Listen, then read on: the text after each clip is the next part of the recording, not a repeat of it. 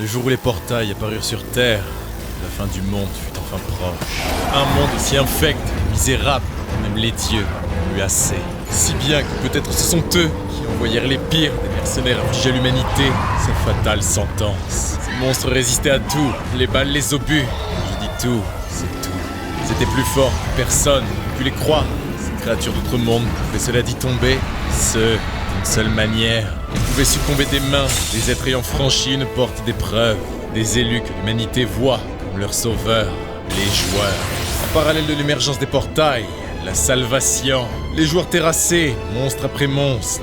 La brave populace était d'un côté rassurée par leur présence, autant qu'ils tremblaient de peur à l'instant où ils fermaient les yeux, qui étaient en repos. Le compte à rebours final chantait la fin du monde à travers une mélodie répétitive. Des quatre coins du globe, personne ne pouvait échapper au décompte et une intuition collective avait ainsi envahi l'humanité. Si le compte à rebours atteignait enfin zéro, alors le monde disparaîtrait dans le chaos. L'indifférence, qui sait. Mais là, les joueurs, encore eux, se démenaient pour rassurer la population, paniquaient. Le destin de la planète reposait sur eux et il n'en fallait guère plus pour qu'après être devenus des héros, ils soient presque déifiés dans un dernier élan païen. Et... Ah, des monstres! Allez, sauvez-moi! Les joueurs ont échoué, mais moi-même, Subaru Ariake, suis l'un de ces joueurs. Je cours après un monde meilleur, qui peut-être naîtra du sang et de la chair des monstres que j'abats. Le monde avait le regard porté sur Subaru en cet instant. Un joueur dont la renommée n'effleure que ses plus grands exploits. Subaru Ariake. Subaru Ariake. La simple évocation de ce nom, à chaque itération, relevait les âmes désemparées, paraît désormais à rêver. Rêver d'un nouveau miracle, comme celui qu'il put enfin entrevoir quand, enfin, une porte unique s'ouvrit à lui. Non, elle ne fut pas en bronze, en argent ou en or. J'entrevis une porte arc-en-ciel. Le pouvoir qui fut alors mien, je l'ai compris, était celui des sourires et des rires, celui de l'espoir. Serein. D'un seul bond, la fureur du tranchant hurla plus fort que la bête dont ça le fracas du torrent de sang criait en retour. Criait quand il était trop tard. Victoire acquise, c'est la sidération que je lisais sur tant de visages. Oui, il y en a plus que la dernière fois. Je suis incroyable, je suis le grand sauveur. Un miracle sur Terre. Je l'entends encore toujours, et encore un peu plus. Mais jamais je ne m'en réjouis. Je sais quel monde peut être protégé. Maman, regarde, c'est le monsieur trop cool! Ces quelques mots, voilà ce que je chéris. Pas vraiment des compliments, mais l'innocence même. Insolente à la mort, par les risques que je prends, ce qui m'envoie devant elle, l'insulter jusqu'à ce que je tombe. Nous les joueurs, devons être les gardiens de l'humanité. Pas des stars, pas des héros, des bienfaiteurs servant justice à l'aurore et à l'aube. En réalité tout le temps, mais moins sous l'éclat du soleil, quand certains pensent trop à eux, moins aux autres. Non, quand l'éclat rayonne jusque dans la nuit profonde, notre devoir est pleinement accompli. Il faut que nous montions de niveau, en dansant avec la candeur perdue de notre âme. Celle qui détourne le regard de la mort et voit la vie. Elle me félicite, il me harcèle comme un spam téléphonique. Bienveillant, le sauveur fait fureur. Pourtant, il y a peu encore, j'étais traité comme le pire des rebuts. En voilà une époque que je conchis, celle d'avant le vrai espoir, quand la salvation était factice. Cette fois encore, nous devons tous revenir en vie de ce portail. Cette nouvelle vie qui m'a été offerte, je la dois à cette porte. De la bonté, de la pitié, je ne sais pas, mais j'avance sans jamais reculer. Voici mon histoire. Devant ses yeux, quelque chose dont il ne croyait revoir le sentiment. Jamais Subaru ne pensait revoir une porte d'épreuve. Elle qui allait bouleverser son existence. Au bord de la mort, dans un dernier élan, il tendit le bras vers la poignée. Un joueur cria à un autre. Ne laisse pas franchir la porte! Éliminons-le. Il est beau, l'envers du décor.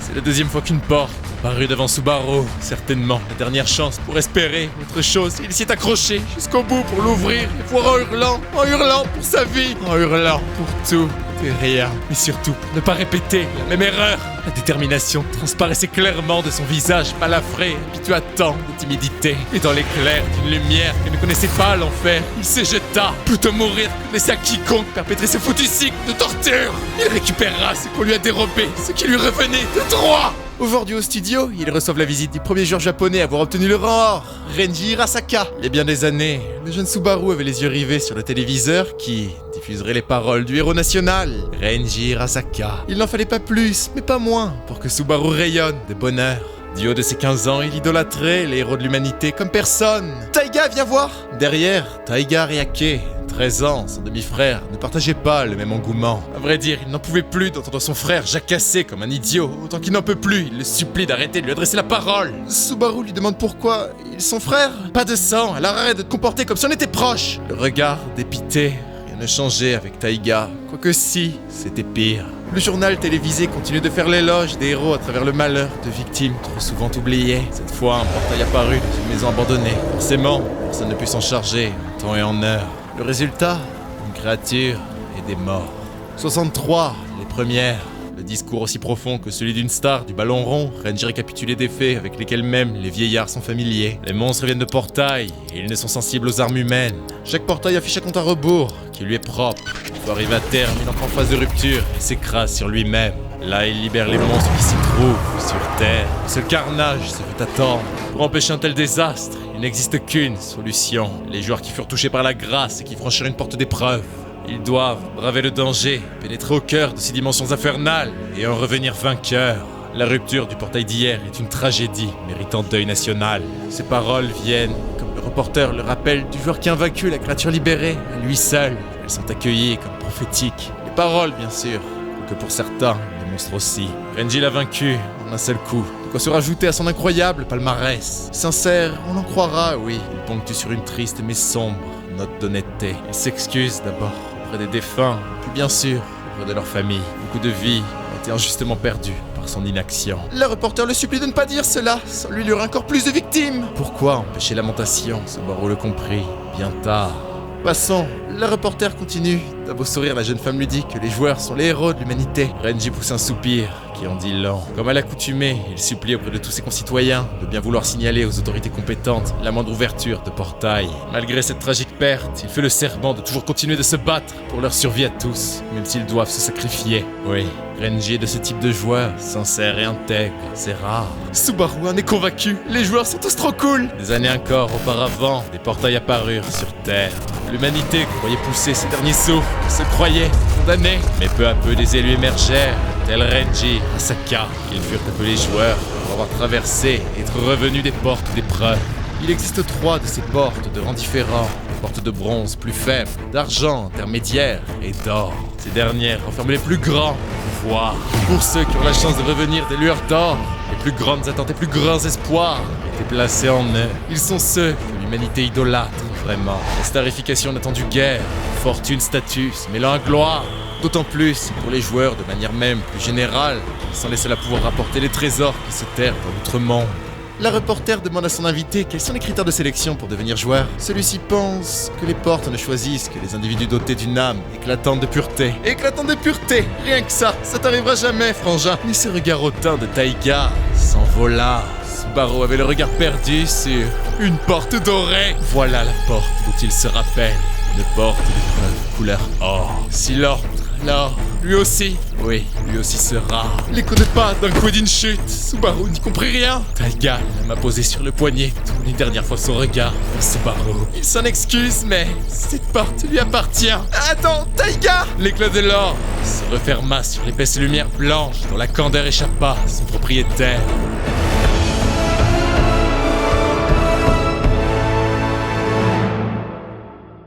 3 ans plus tard, au campus de l'université de Tokyo, une toile noire gigantesque tenait prisonnière le pauvre Subaru. Il venait de fêter ses 18 ans. Le jet d'une pierre lui scia la jambe droite d'une douleur à en pleurer. Et merde!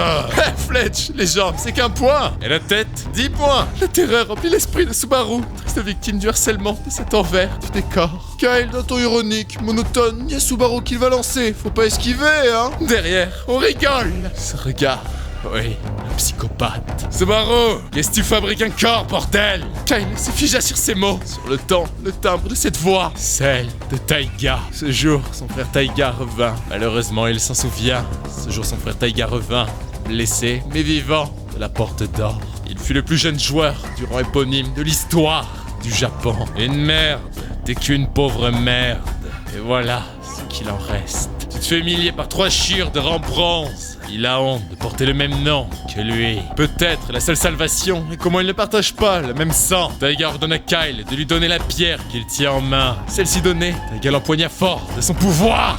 On les appelle compétences. Celle-ci était démentielle et, autant quelle surprise, Subaru la craint. Il est effrayé par un pouvoir aussi faux. Là où la peur subsiste chez Fletch et Daiji, car il est aux anges de pouvoir assister à la fabuleuse compétence ultime de Taiga. C'est celle qui rivalise avec l'épée dorée de Reiji Hirasaka. Le tremblement devint incontrôlable chez Subaru. Et voilà que Taiga s'apprête à lancer. La pierre partit à une vitesse défiant même la logique. Elle fila au travers de la toile et panneau Subaru, au malheur des cieux qui perdirent leurs nuages. Impossible. Aucun des 3 joueurs bronze ne croyait leurs yeux. Subaru se fit dessus. La respiration paralysée, elle revient avec l'écoulement des gouttes de son bas, les rires incontrôlables de ses harceleurs. Bien sûr, redonné avec moquerie. Taiga était aussi sidéré qu'écœuré. Peut-être qu'il n'y a pas à être surpris. Il donne ainsi son feu vert aux chiasses de bronze de faire ce qu'ils veulent de ce type.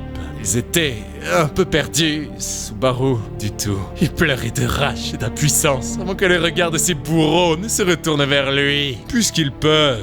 2 illustres inconnus traversaient les couloirs extérieurs du campus et, le téléphone sorti, constatant avec le regard curieux, pas forcément ravi, ils avaient sous les yeux les fruits d'une véritable horreur. Le pestiféré du lycée, Subaru Ariake gisait là, nu, dans la crasse de l'urine, du sang et des pleurs, dans la laideur de sa vie. Tout le contraire, comme cette fille le souligne, de son frère, Taiga.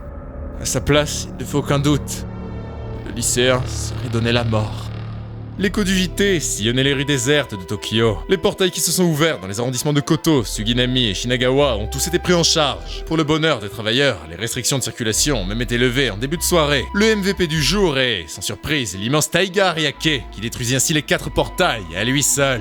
Le bouchon du champagne sauta. Le père du héros du jour félicite son fils pour son exploit. Sa mère, elle, ne saura jamais assez le remercier pour son dévouement. Encore au lycée, et pourtant il a la bonté de prendre soin de ses parents. Il ne fait aucun doute, il est bien de son sang. Rien à voir avec l'autre abruti que son mari a eu avec l'autre traîné. Le dit mari ne s'étouffe pas comme il devrait à ces mots. Au contraire, il déteste plus que tout cette triste erreur. Une annexe dans le jardin, le domaine du raté, comme l'appelle son père. La bouteille est vide. Taiga, billet en main, veut malheureusement avoir besoin de lui. Oh, sale merde! Subaru, sorti de son antre, demande à Taiga ce dont il a besoin. Celui-ci lui dit qu'il n'y a plus de Sprite, qu'il aille de suite en acheter, qu'il ne lui prenne pas du 7-Up ou une autre dope, c'est imbuvable. Mais Subaru lui répond faiblement qu'il est en train de réviser. Tu perds ton temps, il est condamné à vivre à ses crochets pour l'éternité, qu'il ne pense même pas s'échapper de sa poubelle.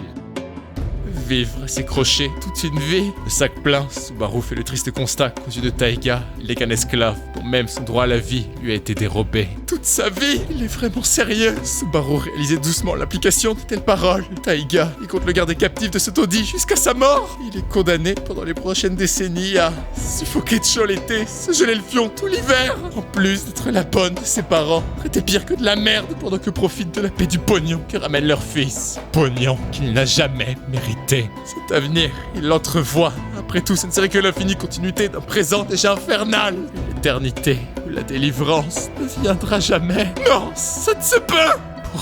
Pourquoi tout cela lui arrive? Qu'a-t-il fait pour mériter cela? S'il pouvait revenir en arrière, seulement un instant pour renverser le cours du temps, il ne laisserait à personne le droit de pousser cette porte. Il préfère la douceur de la mort à la torture de vivre dans un tel enfer.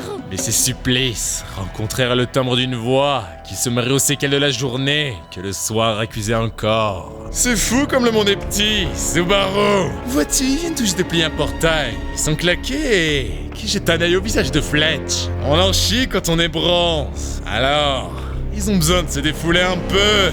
Il comprend, hein? Subaru ne prit pas son reste pour prendre ses jambes à son cou. Les 3 joueurs, c'est héros. Constatez là, bien tristement, qu'ils s'enfuient. Tiens, merde, ça fait mal! Daiji demande à Fletch s'il veut aller à l'hosto. Non, il a besoin de s'amuser avec cette sous-race. Il va se lâcher à fond sur lui. Après tout, Taiga leur a donné le feu vert pour le crever. Subaru, le sac de course abandonné, courait pour sa vie à travers les ruelles désertes de Tokyo. Mais en un éclair, les 3 joueurs l'avaient rattrapé et l'encourageaient cyniquement à ne rien lâcher. Autant qu'il lui souhaite bien du courage.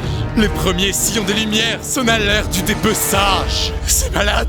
Compte me tuer pour de vrai? Non, il ne laissera pas. Plutôt, il a dit préférer mourir, c'est vrai. Maintenant qu'il danse avec la faim, il veut vivre. Il est pathétique.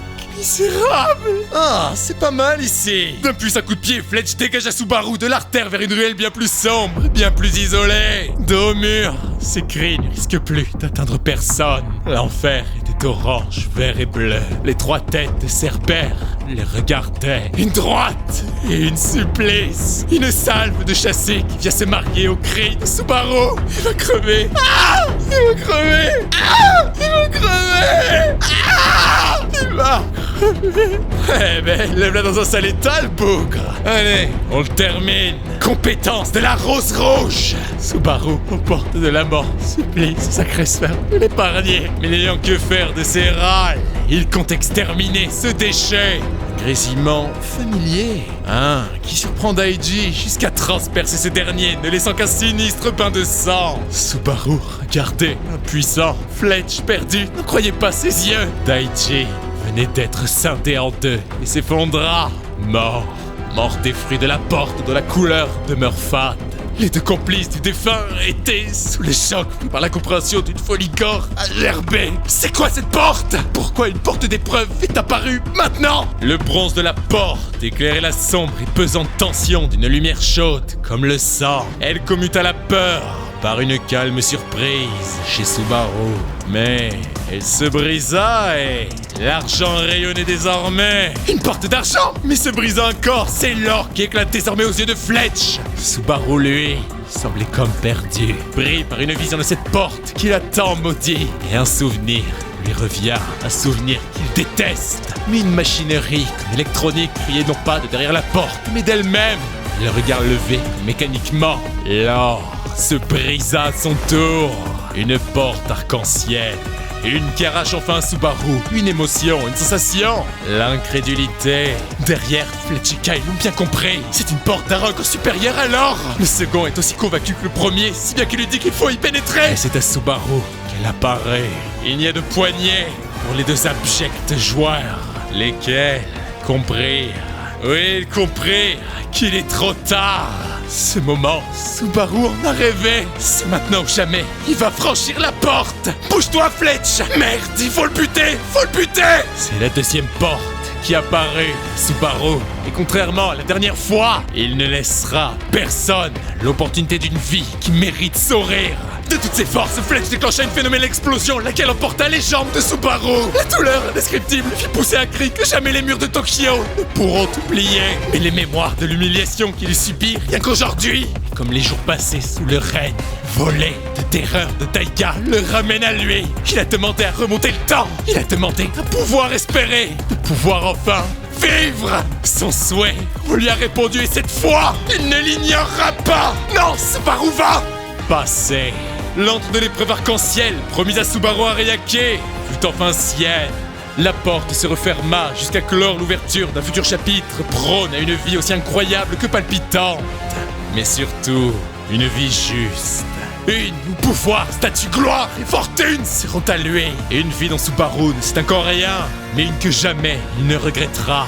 Marchant toujours face à l'avenir. Le système de l'épreuve s'alluma, souhaitant la bienvenue à son élu, qui s'effondra, inconscient. L'approche d'un pas, une silhouette infernale, se tenait là, devant le corps inerte mais vivant, en même temps que le système confirme le début de l'épreuve arc-en-ciel. Le démon de la porte regardait l'humain qui gracie son antre de sa présence et se mit à rire, de malice ou autre, qui sait. Mais enfin nous y sommes. L'histoire de Subaru Ariake vient de commencer. L'épreuve de la porte ouverte, la créature amassa le corps inerte au cœur faiblissant. Trop faible, la dépouille de Subaru. Il posa son doigt sur le crâne de celui-ci, l'ongle plongea laissant s'échapper une gelée arc-en-ciel. Du corps du malheureux jaillit une foudre soudaine qui laissa place à une fenêtre sur laquelle l'on pouvait voir le système se mettre à jour.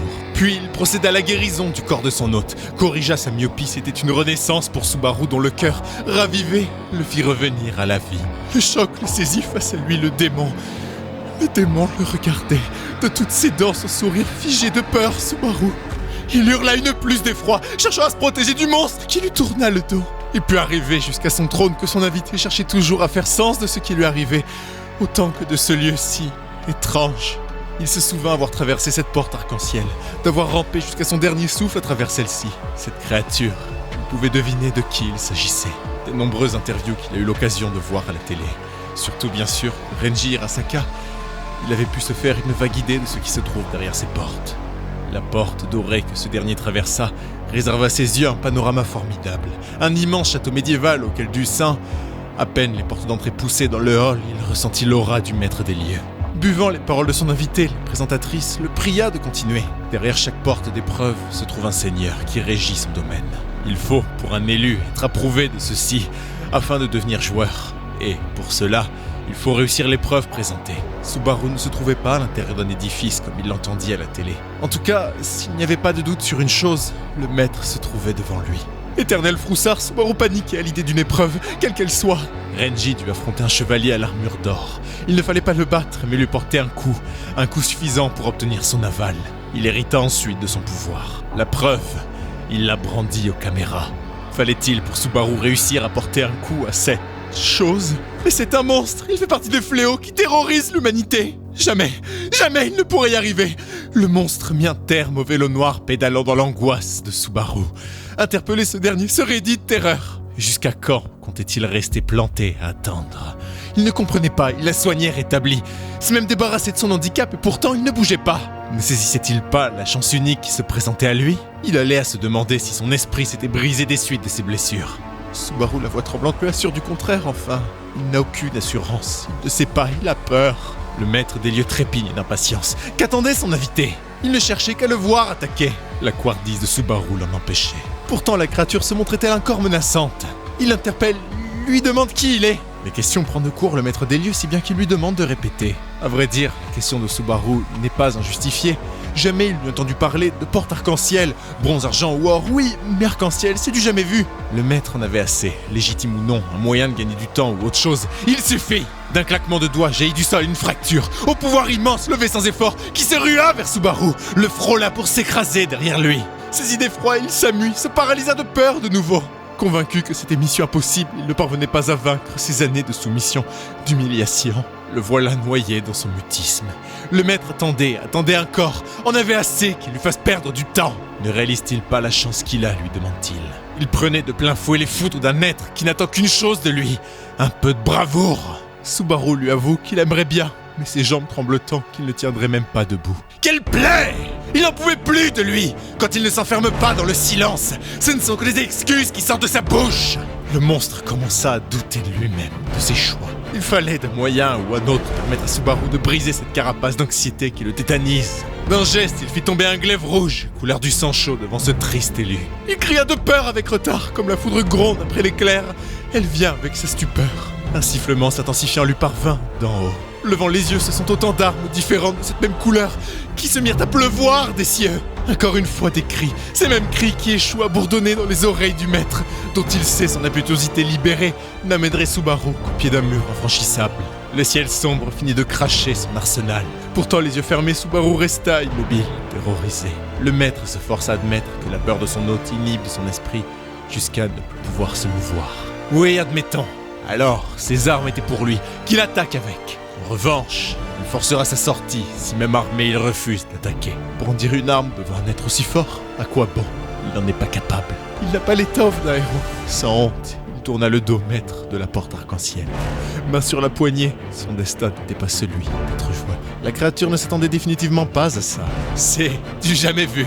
Il a pu ouvrir cette porte parce qu'il était en quête de pouvoir. Et maintenant que la mort ne lui court plus après, il renie son dernier souhait. Personne ne peut le comprendre. Il est l'opprimé des forts. Ils ne peuvent pas ressentir cette angoisse permanente avec laquelle il se lève et se couche. Eux qui détiennent entre leurs mains tant de ses pouvoirs ne pourront jamais partager les affres qui empestent sa vie. Mais que pouvait-il y faire? À quoi bon?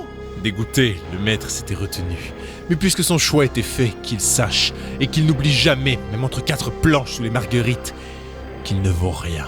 Mais aussi que le blâme qu'il jette sur le monde entier n'est que de son propre fait. Tout ce qui a pu lui arriver, il le mérite. De toutes les injures et moqueries que Subaru put entendre, c'est celle qui lui fit le plus de mal. Un dilemme se posait à lui. S'il n'agissait pas, il retournerait à sa vie minable. Derrière la porte, les humiliations qu'il a fuies, quand elle est apparue, il les retrouverait. Il est venu ici pour échapper au coupe-gorge, désireux de vivre. Mais aurait-il seulement cette chance s'il partait? Il suffisait d'attaquer ce monstre, et advienne que pourra. S'il échoue, s'il meurt, était seulement un destin pire que ce qu'il attendait s'il abandonnait une deuxième fois la chance d'une vie. Il n'aurait même jamais dû en avoir une autre. Cet avenir de misère, de peine. De quel droit tout se permettre de le lui dicter? Ça y est, il y était. Qu'a-t-il fait pour mériter ça? Quand il était gosse, il respirait l'insouciance. C'était un bon gamin, pas méchant, toujours aimant. Mais ils l'ont piétiné. Il s'est toujours montré sous son meilleur angle. Mais il n'a jamais lu autre chose que du mépris chez quiconque posait les yeux sur sa petite personne. Alors, ses pouvoirs riment avec droit. Il est justifié de traiter les autres autour de lui comme des pestiférés. Le maître des lieux engloussés, ils sont esclaves de rire. Bugle à ce bouffon que c'est évident. Qui est là pour les punir? Qui prendrait le risque de venir en aide aux opprimés? Les larmes aux yeux, la voix cassante sous ses cris enfouis pendant si longtemps, Subaru s'y refuse. Comment prendre du plaisir à tabasser son prochain, à le laisser dans une mare de sang, de mort et de pisse, puis rentrer chez soi, face au miroir, se sentir vivant? Ce n'est pas le monde dans lequel il veut vivre. Le maître éclate de rire. Subaru le déchet était en colère. Il y avait de quoi en rire. Pourfendeur des injustices, mais quelle fumisterie! Se rendait-il compte qu'il est ridicule? Subaru le sait, il n'en peut plus. Quitte à se faire piétiner, il crachera ses vérités, à commencer par ce monstre. De quel droit se permettait-il, lui comme tous, de dicter sa vie à autrui? Il obtiendra son pouvoir, une fois qu'il l'aura à son image, que Subaru rebâtira le monde. L'adrénaline commençait à retomber, son coup avait, vraisemblablement, fracturé la réalité. Le monstre se leva alors que Subaru se demande si ce coup compte. Ça a demandé au maître des lieux quelques efforts inattendus. Mais au moins, son instinct ne l'avait pas trompé. C'est formidable, excellent! Ces années de souffrance éclatèrent en une rage vengeresse qui ne l'a pas laissé indifférent. Le maître l'a prouvé, le prit dans son étreinte. La créature planta ses crocs dans son épaule. La douleur était pire qu'aucune il connut. Une chaleur croissante, chaude comme celle des enfers eux-mêmes. Son pouvoir incandescent bout comme sa colère. Il a assez subi! Maintenant pour Subaru, c'est à ses termes. Son pouvoir, il allait le récupérer lui-même. Et ça pour une surprise. Subaru avait gagné le plus haut respect du maître de la porte arc-en-ciel, si bien qu'il lui confie mériter recevoir davantage. Il avait hâte de voir le monde qu'il rêve de bâtir. Il l'inondera de son pouvoir jusqu'à saturation. Oui, il allait regarder son ascension avec grande ferveur. L'épreuve réussie, Subaru gisait au sol, cloué par l'ampleur du pouvoir qui lui fut octroyé. Il a, le maître d'ores et déjà, du jour de leur retrouvaille. Subaru a souhaité savoir qui il est, jamais on ne lui a demandé. Vanquish, le maître de la porte arc-en-ciel, se nomme Vanquish. Une rencontre comme avec Subaru, il n'en avait jamais vécu. Et il part serein. Son pouvoir, il le savait entre de bonnes mains. Subaru Ariake était devenu un joueur. Il hérita du pouvoir du buveur de sang et du titre de vampire originel. Sa première compétence, la moulure de sang, se voyait bonifiée de compétences arc-en-ciel bonus. Usurpateur de sang, celui qui déteste l'éclat, enfin, celui qui marche sous le soleil. Subaru reprit conscience dans un vide blanc. Ses yeux se posèrent sur la dernière fenêtre. L'espace de l'épreuve allait disparaître. Embrumé, il ne réalisa pas immédiatement, mais quand c'est écrit qu'il a 30 secondes pour s'échapper, là ça devient clair. Le sol avait commencé à s'effondrer, laissant place à un néant rougeoyant. Son corps se refusait pourtant toujours à ses ordres. Il vit sombrer la porte, lui échapper. Le sol se déroba sous lui et il tomba. L'éclatant feu laissa place à un vide noir, encore faiblement éclairé de la poussière luisante du monde disparu. Vanquish se savait responsable. Comment son faible corps pouvait-il aussitôt supporter un si grand pouvoir? Dehors, la porte se brisa. Fletcheka, il se doutait bien de ce que ça voulait dire. Il a échoué. Subaru n'avait pu saisir une opportunité que, bien sûr, méritait. Il aurait eu ce pouvoir. Mais à quoi bon? Derrière eux, Vanquish était venu à la rescousse de Subaru. Le fracas de verre brisé les extirpèrent de leur état de mi-dédain, mi-dégoût. Subaru jaillit du dernier présent de Vanquish. Il ne l'avait pas oublié. Les deux agresseurs ne croyaient pas leurs yeux. Subaru se sentait léger, rien à voir avec le poids écrasant qu'il tenait, chacun des muscles de son corps dans un étau. Les deux vauriens comprirent, s'il est revenu, ça ne veut dire qu'une chose. Subaru Ariake est devenu un joueur. Les foudres des deux raclures s'abattaient sur Subaru. Le nouveau joueur, encore à l'ouest, met bien une seconde à se reprendre. Il est un joueur. Fletcheka, ils le savent. Et cette haine qu'ils ont apprise, s'être fait volé une porte qui leur était évidemment due, relança les hostilités. Les réflexes accrus de Subaru lui permirent d'éviter l'épée. Celui-ci cessait au dialogue, chose vaine. Tenu en joute par Fletch, celui-ci tournant ses déraillés, lui hurle que cette porte était leur, qu'il la leur a dérobée. C'est faux. Cette porte est à Subaru. C'est comme la dernière fois. Taiga se serait-il battu ainsi? Il n'en sait rien, ne veut pas y penser. Surtout que l'heure n'y est pas. Des yeux de Subaru se trace un courant arc-en-ciel. Les mouvements de Fletch s'étaient ralentis au point qu'il puisse voir l'épée arriver doucement vers sa tête. Pour la lui. Mais non, il est trop lent. Beaucoup trop lent. Ce qu'il prit pour un réflexe chanceux plutôt s'avéra au contraire être sa nouvelle réalité, celle d'un joueur. Cette raclure qui lui faisait face en était un aussi. Pourtant, il peut voir chacun de ses gestes avec clarté. Subaru était en mesure d'éviter n'importe quelle attaque ces pathétiques agresseurs lui lançaient. Un gouffre de niveau les séparait. Ce n'était même pas serré. Il voit tout et le doute changea de camp. Attrapant sa main, celui qui vécut comme proie mit un terme à une série d'assauts meurtriers, sans la moindre difficulté. Une chose permettait à Fletch de conserver espoir. Subaru tremblait de peur, ses jambes tremblotantes ravivaient l'ego de l'épéiste. Il refuse catégoriquement que le déchet qui lui fait face ne pose sa main sur lui. Manquant toujours évidemment de confiance, le lâcha. Instinctivement, il a toujours obéi face à une figure d'autorité. Il laissa une ouverture trop belle, laquelle le genou de Fletch jouait grandement pour violemment cogner l'abdomen de Subaru. La respiration coupée, c'est une droite qu'il allait prendre avec les moqueries au ton colérique de Fletch. Malgré tout, il put éviter ce coup. Cette rage adverse, c'est de la peur. Dégageant son poing du mur, c'est au retour qu'il eut Subaru, lequel souffle. Non, il n'avait pas mal du tout. Une notification lui apparut. Devant un Subaru pantois, le système débuta une sorte de tutoriel. Il a sous ses yeux ses points de vie et ses points d'action. C'était comme le début d'un jeu vidéo. Un début où il apprend les bases, les règles. Ce qui voulait dire que ce qu'il voyait, c'était ce que les joueurs ont toujours vu. C'est pour ça qu'il n'avait rien senti du coup qu'il encaissa. Quelques points de vie en moins, tant qu'il était à l'aise. Aucun problème. Subaru était véritablement devenu l'un d'eux. Kyle interpelle Fletch si Subaru pouvait voir le menu. Celui-ci leur donne de se taire, devant jouer sur leur seul avantage, l'ascendant qu'ils avaient sur la psyché de leur adversaire, qu'ils la ferment. Puis, c'est une question d'ego. Comment concevoir perdre sur quelqu'un qui se pisse dessus en public? C'est juste pas possible. De sa paume jaillit une flamme.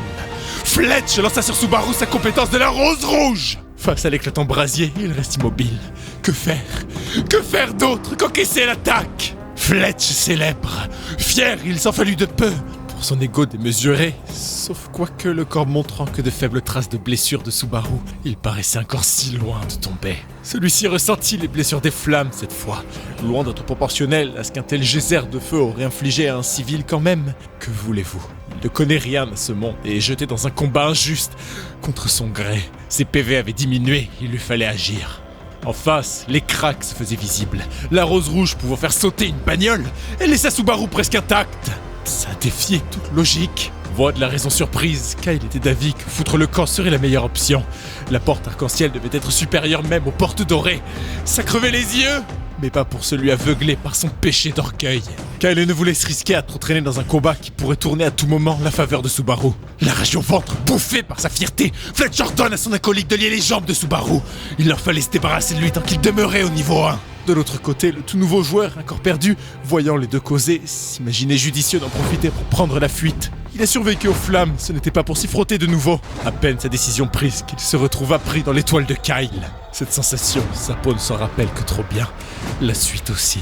Les fils de cendres déployés, il fallait pour Subaru trouver un moyen de s'en débarrasser. Mais aussi fort forçait-il, l'étreinte ne voulait céder. C'était le triomphe assuré pour Fletch. Les situations ne pouvaient être plus critiques. Cherchant à être rationnel, réfléchir vite, il devait lui aussi avoir l'une de ses compétences. Inconscient quand elle lui fut révélée, Subaru était démuni. Comment lançait-on une compétence? Brave, il chercha jusqu'à ce qu'il entendit l'épée trancher chairs et boyaux. Pourtant, la douleur ne vint pas. Rouvrant les yeux, des lames rouges de cette même couleur que celle qu'il vit dans la dimension de Vanquish étaient comme sorties de ses plaies. À croire la victoire acquise, Fletch qui trinqua haut et fort sa coupe en but la désillusion. La voix de Vanquish parvint à Subaru. Il lança une compétence, la moulure de sang. Confus, Subaru ne s'attendait pas à son intervention salvatrice et il faut dire que celui-ci est aussi amusé qu'un tantinet déconcerté de le voir si dépendant de lui. Mais, autant pour l'effondrement de la dimension que cet affrontement ne pouvait attendre de Subaru qu'il devine les intrications du système et la pleine étendue de ses capacités. Il ne compte lui apprendre qu'une et une seule fois comment faire usage de ce pouvoir. La compétence dite de moulure de sang lui permet de la manipuler pendant 10 secondes. Il s'en servit ici pour en faire des lames, mais Vanquish lui réserve la découverte du plein potentiel du pouvoir dont il lui a fait don. La poitrine transpercée, la lame pourfendue n'était plus. Seule son entaille, brutale et douloureuse, subsistait. La toile tranchée du sang entonné par le maître de la porte arc-en-ciel ne retenait plus Subaru. Vanquish demande son attention une dernière fois pour le plus précieux des conseils qu'il ne pourra jamais lui tenir.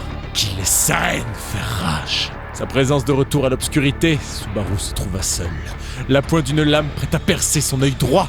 Vif comme l'éclair, il réussit l'impossible. Éviter.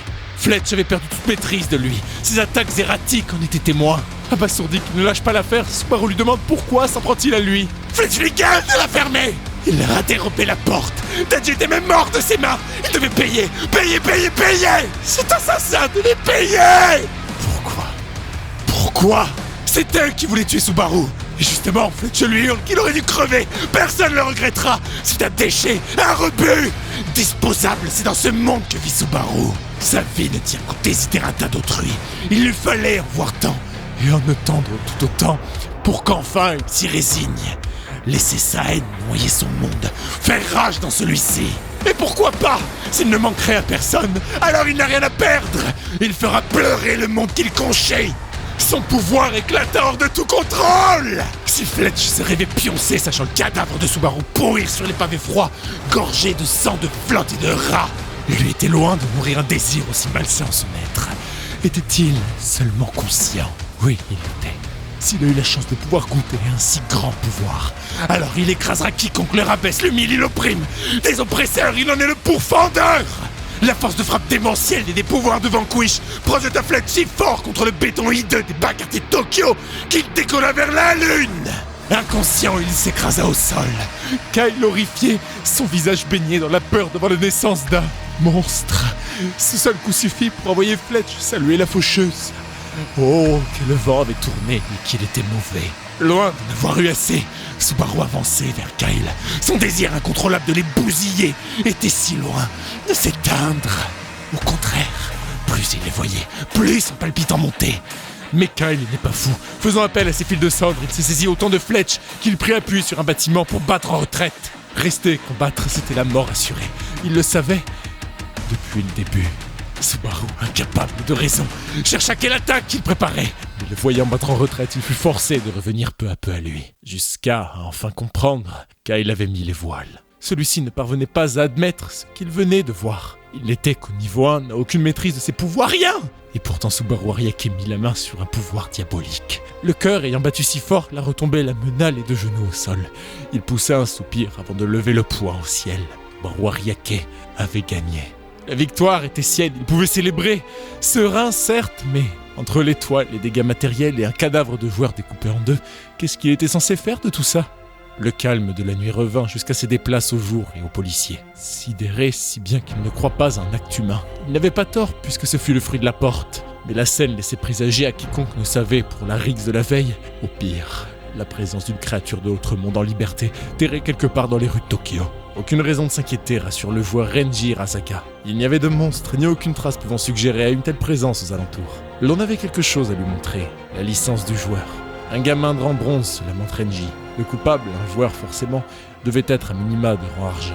Il ressent une agitation étrange, une qui ne semblait venir de son cœur, mais plutôt du chevalier doré Ludwig. Si son intuition est bonne, il leur fallait mettre la main sur le coupable au plus tôt. D'autant plus que ce n'est tout sauf le moment pour les joueurs de se battre entre eux. Leur mission est de détruire autant de portails qu'il en existe, et ce, au péril de leur vie avant que le compte à rebours céleste ne tombe à zéro. Chacune de ces secondes qui passent, c'est l'étau qui se resserre, un pas de plus vers la fin du monde. Le visage noir de Taiga n'augurait rien de bon, la piole de Subaru demeura vacante au matin. C'est louche, d'autant plus qu'il n'a répondu à aucun de ses messages. Rallumant son téléphone pour vérifier, une énième fois, une notification reçue il n'y a pas 2 minutes le prend de court. La presse avait eu vent, sûrement d'un policier indiscret, de l'assassinat d'un joueur dans les bas quartiers industriels de Kein. On suspecte que ce soit l'œuvre d'un autre joueur, mais qui? Taiga se posait la même question, mais surtout qui était la victime. Scrollant sur la page du Shinbun, il tomba sur la photo. Sans doute possible, c'était l'un des 3 harceleurs de Subaru. Quelle coïncidence ce serait, s'imaginait-il, si le destin lui avait souri de nouveau. Impossible et pourtant, il le sentait jusque dans ses os. Ça ne pouvait être que lui, il en était sûr. Taiga ne put contrôler sa rage. Sa foudre s'était abattue sur le cabanon du reclus. Subaru, le déchet, serait devenu un joueur. C'est du côté du quartier de Shinagawa que se trouvent les bureaux de l'association des joueurs du Japon, avec le bureau de contrôle des portails aussi. Subaru s'y était rendu instinctivement, autant pour se protéger que pour s'identifier officiellement. Peut-être la plus grande surprise, en dehors de la taille des lieux, la quantité de joueurs présents. Ce serait mentir de dire qu'il était serein, mais il s'imaginait que rien ne pourrait lui arriver avec tant de monde autour. Une fois au guichet d'enregistrement des nouveaux membres, la réceptionniste, plus belle encore, merci son sourire, le félicite pour son éveil. Au Japon, la loi impose aux éveillés de s'enregistrer comme joueurs pour se lancer à la conquête des portails. C'est une question de sécurité nationale, autant pour le pays de garder un œil sur ses joueurs que pour lutter contre la recrudescence des portails dont leur niveau suivait une dangereuse ascension. L'incident d'hier, définitivement qualifié de meurtre entre joueurs, il revient à la brigade criminelle des éveillés de mener l'enquête. Et c'est sans doute des joueurs de rang S qui allaient se retrouver sur le dossier. C'est logique vu la gravité des actes, mais si c'est Taiga qui met la main sur lui, c'est terminé. C'était impératif pour Subaru de partir à la conquête d'un maximum de portails pour monter de niveau, autant que s'habituer à ses nouveaux pouvoirs. La réceptionniste, une fois l'enregistrement fait, comptait lui présenter le fonctionnement de l'association. Subaru avait déjà fait ses recherches au cybercafé. Il y a 3 choses importantes à savoir. D'abord, conquérir les 10 portails permet aux joueurs d'accroître leur niveau. Plus un portail est d'étoiles, plus son niveau est élevé. Enfin, les étoiles restantes, après la destruction d'un portail, peuvent être converties en liquidité. Ça rappela à Subaru qu'il en avait une à échanger. Il la présenta à la réceptionniste. C'était celle que fit tomber Fletch. Comme il n'a pas un sou en poche, il n'a pas vraiment d'autre choix que de l'utiliser. Le ton de la réceptionniste changea brutalement. Elle lui demande où est-ce qu'il l'a obtenu. Effrayé, Subaru s'invente une excuse de dernière minute. Hier, après être devenu un joueur, un portail serait apparu derrière lui. Il aurait réussi à le conquérir, d'où cette étoile. Il en profite pour justifier l'état de ses vêtements, parce qu'il faut dire que pour un style, c'est quelque chose. Mais elle le met en garde. L'entrée dans un portail par un joueur non enregistré l'expose à une peine pouvant aller jusqu'à 5 ans de prison pour une amende de 6 000 €. Se voyant déjà sur le banc du tribunal, l'accusé s'effondrait. Il s'était dénoncé coupable d'un crime pour éviter la peine liée à la mort de Daiji. Au bureau de police centrale de Tokyo, c'était une sacrée surprise pour l'officier chargé de l'accueil. Taiga Ariake, l'un des 7 joueurs de rang or, s'était rendu en personne à l'office. Le ton tremblant, il lui demande ce qui l'amène par ici. Celui-ci était évidemment venu pour le massacre de la veille. Il demande, entre autres, si les pièces à conviction sont bien dans leur possession. Il a quelque chose à vérifier. Du côté de Shinagawa, l'enthousiasme de Subaru avait résonné dans tout le hall de l'immeuble de l'association. Il obtint 6 000 € contre son étoile. Le taux de change était le suivant, 6 000 pour une simple étoile, une double 18 000, triple 60 000 plus prime de danger, quadruple 180 000 plus la prime, et enfin quintuple 600 000 et encore une fois la prime. Subaru était empli d'espoir alors qu'il sillonnait les rues du quartier, le sourire jusqu'aux oreilles. Certes, cet espoir met sa vie en péril. Qu'importe, Subaru souhaitait profondément tourner le dos à ce couard qu'il fut. Sa rencontre avec Vanquish avait fait de lui un homme nouveau. Aussitôt, il voulut partir en quête d'un portail. La tête haute, il le clama fort d'une voix vive. Mais se tut par ce sur quoi ses yeux se posèrent. 2 boutiques côte à côte, un magasin de vêtements et un salon de coiffure. Bon, c'est vrai qu'il y avait peut-être quelques priorités. Subaru dispose d'une petite manne financière, alors il visita chacun son tour les 2 établissements. Des 6 000 €, il en dépensa 800. Merci aux 2 professionnels, il n'était plus qu'un homme nouveau en son fort intérieur, il en avait l'allure aussi. Au diable la quête de portail. Pour la journée du moins, il avait plus d'un magasin à faire dans la rue commerçante. Il ponctua ce guet début d'après-midi par une visite dans un sympathique café du coin. C'était le rêve pour Subaru. Il n'avait jamais eu l'occasion de faire des emplettes, de profiter de la douceur de la vie. C'était la journée des premières et il ne pouvait être plus heureux. Dégustant son caramel macchiato, c'était quand la dernière fois qu'il eut le plaisir de siroter une boisson sucrée? Il n'en a pas le souvenir. L'ancien accablé en a les larmes aux yeux. C'était invraisemblable qu'il ait pu être privé d'un tel bonheur par l'oppression arbitraire de son frère. Mais relevant les yeux, baignant dans la chaude lumière qui traverse les carreaux clairs de l'établissement, il ne voulait plus y penser. Au fond, il n'est pas surpris de sa réaction. Sa vie n'a été qu'un malheur continu qui n'aurait jamais eu de fin sans un coup du destin. Subaru goûtait la liberté pour la première fois de sa vie. Pour cela, il se mettra en quête d'un portail une fois son café bu. Son angoisse remontait justifiée. Ça allait être une première dont tous ne faisaient que crier les dangers, à la télé, à la radio, partout. Pour se motiver autant que pour se rassurer, il se fait le serment de revenir boire une tasse une fois sorti indemne, vainqueur. Il est devenu un joueur. Cette journée est vouée à devenir son quotidien. Pourtant, une menace sombre inonda son petit bonheur des ténèbres.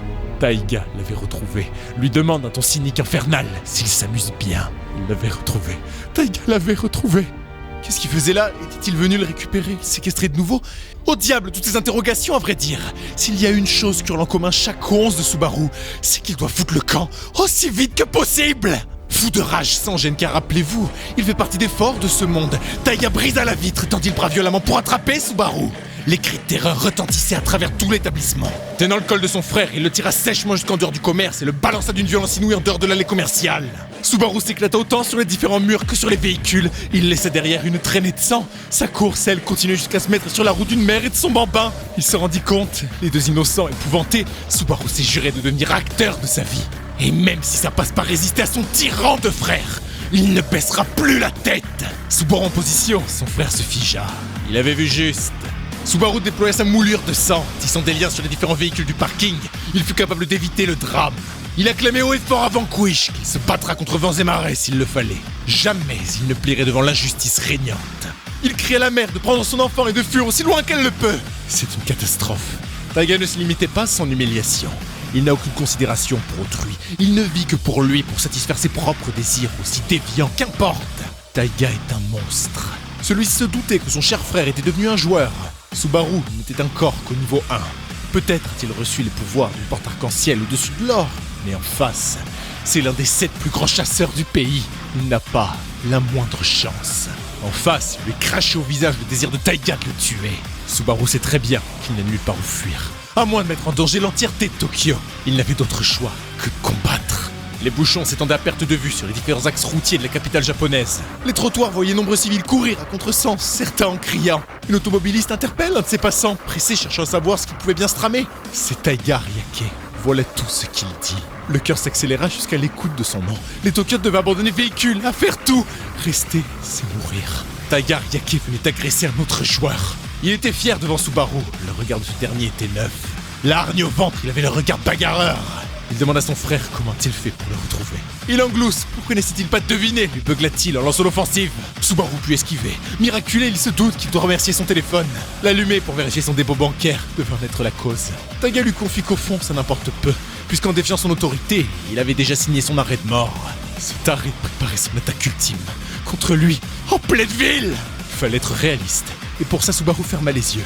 Il demande à Vanquish s'il a une chance de victoire. Ravi de le voir, l'esprit fidèle à ses nouvelles résolutions, il lui explique que la compétence de moulure de sang lui permet de convertir ses points d'action en sang pour pouvoir le manipuler à sa guise. S'il en abuse toutefois, les 10 points tomberont à 0 en un instant. Ça ne répondait pas à sa question, mais ce n'était pas le genre de Vanquish de faire le travail à sa place. Ça, il l'avait bien compris, mais face au chevalier d'or de niveau 23, ses statistiques faisaient pas le figure. C'était couru d'avance, une fois que Taiga aurait lancé son impact doré, il mourra. Explosion retentit, un nuage de fumée s'éleva jusqu'à trôner sur la skyline. Oh, le brave joueur, sauveur de l'humanité, souriait, pris à triompher de son succès. Déchanta bien vite, Subaru profita du nuage noir pour fuir la scène. Pris de court, Taiga ne pouvait réagir. Subaru lui remercia chaleureusement la pourriture au fil de la veille pour l'idée. C'est ce que lui suggérait Vanquish, de penser intelligemment à l'aide de ses moulures. Quoique pouvait-il réagir face à la vitesse du chevalier d'or? Oui, Subaru le peut. Certes, pas grand-chose. Mais s'il est vivant, il est totalement capable de tenir Taiga en échec au combat en 1 contre 1. S'il le touche, c'est la mort assurée. Avoir son frère éviter ses cordes pour assurer, Taiga n'a eu considéré que Subaru ne pouvait l'affronter. Il imagine sa compétence comme seulement capable de se déplacer ou bien de bouger des objets divers. De la merde! Une compétence pathétique pour quelqu'un qui l'est tout autant! Il le butera sur ce coup. Ce seul et unique coup. Pourtant Subaru demeura immobile, il était confiant, serein. Taiga s'arrêta quand Subaru fit imploser son sang. Oh, une fumée épaisse. Il est capable de plus qu'il ne l'imaginait et il se doutait que c'était des fuites de sang qui matérialisaient. Par contre, c'est la 2e fois qu'il se fait prendre par des nuages. Ça ne pouvait être une autre compétence. Son esprit cherchait à faire sens de la situation, si bien qu'il avait de temps pour déverser son dédain. Derrière, Subaru préparait sa riposte. Aucune chance de le prendre en 1 contre 1, ça s'appelle se résigner.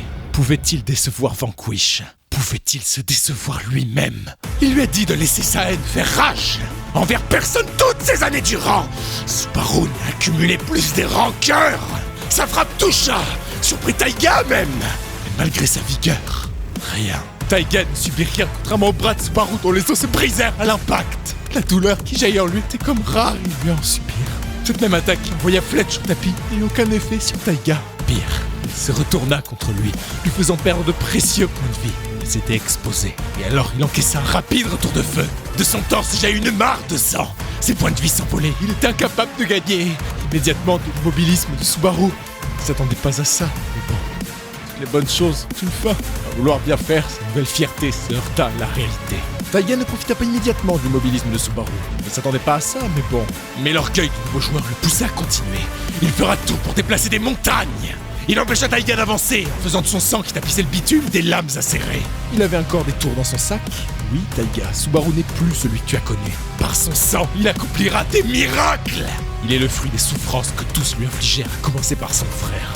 Il fit des giclées qui s'étalèrent sur le visage de son frère, une épée smog. Paume sanguinolente droite, il formait l'épée la plus tranchante qu'il puisse.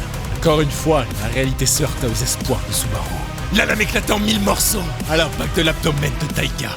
Il lui avait dit pourtant que sa compétence était minable. Ça y est, cet échec était celui qu'il fallait à Subaru pour revoir ce combat comme il est. Il parvient à peine à échapper à la fulgurance de ses attaques. Sa force de frappe pouvait l'anéantir d'un coup enfin. Aucune de ses attaques à lui ne peuvent passer outre la défense monstrueuse du joueur doré. Il est hors classe, d'une autre dimension, comparé à lui. Subaru avait beau avoir l'audace d'affronter la mort, fier de ses nouvelles techniques, de sa créativité, de sa colère et de sa haine libérée. Face à lui, Taiga demeurait invincible. Celui-ci mentait à Subaru à propos de sa compétence. Il n'est pas idiot, sa capacité à faire de son sang ce qu'il désire est incroyable. C'est l'évidence même que le temps ferait de Subaru un grand nom parmi les joueurs. Il devait absolument lui arracher son dernier souffle. La main gauche tenant son frère impuissant en place, la droite fulgurante arriva. Une telle il envoie sur les pires terreurs des portails. Le coup toucha le malheureux Subaru de plein fouet. La puissance était telle que tout. Du béton au mobilier public furent arrachés du sol. La poussière levée brusquement laissait transparaître le victorieux Taiga sur son frère. Celui dont il ne pouvait concevoir un autre avenir que celui qui lui prédestinait. Vitesse, force, défense, rien ne fonctionna pour Subaru. Le souffle anhélant, une option finale lui vint. Un éclair de génie. Savait tout d'une idée ridicule et pourtant, Taiga avait échoué. Ses points de vie n'en menaient pas large, certes. Mais qu'arriverait-il si une force incommensurable rencontrerait une boule visqueuse, chiante comme un chewing-gum qui ne se décolle jamais de la semelle? Sentir ses poings là-dedans coller la gerbe à Taiga qui, terriblement ennuyé, essayait par tous les moyens de s'en débarrasser mais rien n'y faisait. Fort de son succès, Subaru jouissait encore de plein de points d'action. Quid s'il s'amusait un peu? Il n'aurait pas d'autre chance, c'est une certitude. Une autre, il ne pourra gagner que 10 minces secondes. C'est tout ce qu'il aura pour immobiliser Taiga et prendre la fuite. Jamais les chevaliers n'auraient cru pouvoir être acculés par Subaru. Grand pouvoir ou non, sa compétence l'autorise une créativité qui la rend impossible à prédire. En dehors d'être tenue immobile par cette matière abominable, elle avait aussi pour effet de faire bouillonner sa rage plus que de tout temps. Ce minable de Subaru tenait en échec. C'est impossible pour son ego. Il ne pouvait y croire, il se refusait à la réalité. Malgré les boules de sang visqueuses, il parvint à avancer jusqu'à arriver devant Subaru. Croyait-il pouvoir gagner avec ça? Lui crache-t-il au visage? Non, ce ne fut jamais l'objectif de Subaru. Il y a cru, oui, mais il lui admet son erreur. Taiga est trop fort. Mais il a échoué. Son seul objectif était de survivre et Subaru croit bien y être parvenu. Ses points d'action presque épuisés, il jeta la dernière boule sur Taiga. Obstrua ses sangs jusqu'à sa respiration, Subaru lança un fil et s'envola. Les secondes filaient et il en gardait le compte. La dernière venue, Taiga se crut libéré, le sang revint à son état normal. Sa compétence ne tenait pas longtemps et... alors qu'il crut pouvoir partir à sa poursuite, Subaru consuma tous ses derniers points pour matérialiser un gigantesque nuage. Il chercha à survivre et il réussit. Peut-être Taiga ne s'était-il pas effondré au sol, écrasé par une puissance supérieure? En réalité, c'était pire. Subaru avait gagné. Son objectif, il l'atteignit. Face à cette humiliation, Taiga rugit. Le nom de Subaru fila à travers les immeubles Tokiat. Il ne lui échappera pas. Il lui jure de le retrouver. Taiga, c'est sur ce ton calme, pourtant si fort, qu'il entendit son nom. Il fut pétrifié de terreur. Que se passait-il? Au milieu des décombres, Renji arriva pour mettre un terme à la folie du chevalier doré. Il n'était pas seul, Ryusei et Ryo vinrent avec lui. Fier, il voulut justifier du carnage, il devait... Non, il ne devait rien. Tenu par les chaînes du plus grand joueur japonais, un dernier vent du brouillard de sang de Subaru se leva et passa sur les trois grands joueurs. Le démon qui libéra son courroux sur Tokyo était tenu en laisse, prisonnier des conséquences de ses actions. Enfin, ce nuage déroba au chevalier tout échappatoire. Renji déclara Taiga Ryake en état d'arrestation. Il n'échappera à la justice, qu'importe son rang. Ils sauront le faire payer. Seul sur un toit qui ressemblait à tant d'autres, Subaru reprenait son souffle. Son calme, il avait échappé à la mort. Taiga avait échoué pour la première fois face à lui. Toute sa vie, il pensait ne jamais pouvoir lui tenir tête. C'était une telle évidence que ça ne lui venait même pas à l'esprit de se rebeller, lever la voix, dire non. En revanche, il est un homme mort s'il le recroise, c'est une certitude. Aussi, il a le malheur de constater que ses nouveaux vêtements sont déjà ruinés, puis il a oublié le reste au café. Pas grave, Subaru a adoré ces journées. C'est tout ce qui comptait pour lui. C'était plaisant, il ne désespère pas. Malgré Taiga, il se fera une place dans ce monde. Et ça allait être à ses terres. Subaru n'avait d'autre choix que de se battre pour obtenir sa liberté. Il devait devenir plus fort, et s'il a encore un serment à se faire, c'est de ne plus jamais retourner dans le cabanon miteux qu'il appelait maison pendant trop longtemps. Le lendemain dans la matinée, aux côtés de la banlieue Tokyo, aux abords, une voix s'exclamait face à une horde d'éveillés. Elle l'avait réservé auprès de l'association, ils n'ont rien à foutre ici. C'est bien, mais eux n'en avaient pas grand chose à faire que c'était réservé. C'était une petite nana toute frêle. Ces mots, ça ne l'avait pas mise en colère, pas plus que ça l'amuse qu'il la croit faible. Son esprit combatif enorgueilli, Sayaka Mamiya, joueuse de rang bronze, comptait leur montrer de quoi elle est capable. C'est décontenancé que se trouvaient les joueurs partis pour le portail de Sayaka. Faut dire, c'est qu'elle est affreusement faible en fait. Dans le fond, ces types sont pas mauvais. Il y a même un peu de gêne. L'un d'eux lui demande à quel niveau elle est, ça l'embête de taper dessus. 8, mais elle a beau répondre, lui demandant quoi ça lui importe. C'est qu'elle est rincée. Et c'est beau d'être audacieux, mais il réitère, elle est vraiment naze. L'équipe Grax est d'un calibre différent, c'est un fait. Sayaka est convaincu que la compétence de ce mufle n'est pas compatible avec la sienne alors. Elle ne peut pas faire grand chose. Malgré un déni indéniable, elle restait debout, toujours désireuse de se battre contre les Grax pour son portail. C'était difficile pour eux de rester sérieux face à elle. Sayaka se ridiculisait, autant mettre un terme à l'humiliation et qu'elle leur laisse ce portail, suggère l'un des joueurs. Puis, dans ce monde, c'est la parole du plus fort qui prime. Ils se sont déjà montrés assez cléments d'accepter de l'affronter à la loyale, ne trouve-t-elle pas? La loi du plus fort, Sayaka en a bouffé. Depuis son éveil, elle n'a eu de cesse d'être rabaissée jusqu'à être expulsée de son équipe. Elle refuse de subir la même humiliation. C'est pour ça qu'elle se bat. Ça y est, c'était la goutte de trop. Le joueur qui se proposa pour disputer la propriété du portail lui assure qu'elle ne mettra pas le pied dans ce foutu portail. Au fond, elle ne pouvait fuir éternellement la réalité. Les larmes aux yeux, Sayaka faisait honneur à sa fierté, mais à quel prix? Essuyer une autre défaite? Encore une? Un jeune homme vêtu de lambeaux interpelle ces gens. C'est un cartade, s'il a bien entendu, et pour déterminer la propriété du portail. S'il se dispute à la loi du plus fort, il aimerait jouer. Entre ses vêtements, son corps ensanglanté et son comportement à l'opposé de son apparence, Subaru jeta un sacré blanc. L'un des joueurs, désespéré de voir un assaut sur portail, par essence sérieux, devenir un vrai cirque, il ne sait d'où vient ce guignol. Il lui attrape l'épaule, mais Subaru, laissant tomber une goutte de sang, matérialisa l'une de ses boules déjà signature et envoya valser ce type dans les airs. Il n'avait rien vu venir et s'écrasa lamentablement au sol, dans une mare de sang laissée par la boule. Subaru reconnaît ne pas avoir été assez clair auprès de tout ce beau monde, mais il est pressé et n'a pas le temps de coller une tôle à tout le monde. Ce portail lui appartient. L'un des hommes de chez Grax lui demande quel est son niveau. Le ton instable, l'inquiétude palpable. Subaru est honnête, il est de niveau 1. Évidemment, personne n'y croit, mais l'un d'eux veut bien le croire. Il a peut-être eu la chance d'obtenir une compétence à distance. Même s'il sort d'une porte d'argent, à E4, ils ont de quoi lui coller une sacrée raclée. Le regard de Subaru était loin d'inspirer la crainte, en revanche en face. Subaru n'avait pas l'esprit, la foi, le temps pour les craindre. Son moteur était déjà la peur viscérale qu'il a envers son frère. Il ne pensait plus, il était comme une machine sous mode automatique. Le premier à s'être jeté sur lui, la rage au ventre, s'effondrer au sol KO d'un coup. Pour avoir fait passer l'envie aux autres d'attaquer, ça avait fonctionné. Subaru regrettait de ne cesser de combattre que des joueurs. Mais ces types-là, ils étaient encore plus lents que ses agresseurs. Et comparés à Taiga, non, il ne parvenait même pas à s'imaginer pouvoir les comparer à lui. Ils étaient minables, au point qu'il ne ressentait aucune inquiétude. De l'autre côté, c'était juste inimaginable qu'un type au niveau 1 puisse être aussi fort. Il n'en restait qu'un, lequel ne comptait se jeter sur ce monstre. Activant sa compétence, il matérialisa une arme à feu, le fusil à 6 trous. Les balles partirent, il tenait sa victime du moins. C'est ce qu'il crut. Les coussins, boules, je sais pas en fait. Et les mers de visqueuses du sang de Subaru arrêtèrent les tirs. Tous. Le tireur n'en revenait pas, c'était tout bonnement possible. À son tour, il mangea une droite désormais signature. Ils étaient tous tombés comme des mouches des mains d'un Subaru affreusement apathique. Sayaka ne croyait pas ses yeux. Ce type qu'elle n'avait jamais vu auparavant, avec sa dégaine de revenant, venait d'éclater 5 joueurs à lui seul, comme si de rien n'était. Surtout qu'il a prétendu être au niveau 1. Pas possible qu'il soit de rang bronze, ça devait être un joueur argent, voire peut-être le 8e doré du Japon. D'ailleurs, elle se demandait bien ce qu'il fabriquait à dévêtir les glands qui mit KO. Il laissa sa chemise déchirée et enfila un sweat. Non, définitivement, ce type est un original. Subaru tourna sa tête vers la jeune femme, s'inclinant, tenant ce sourire si unique.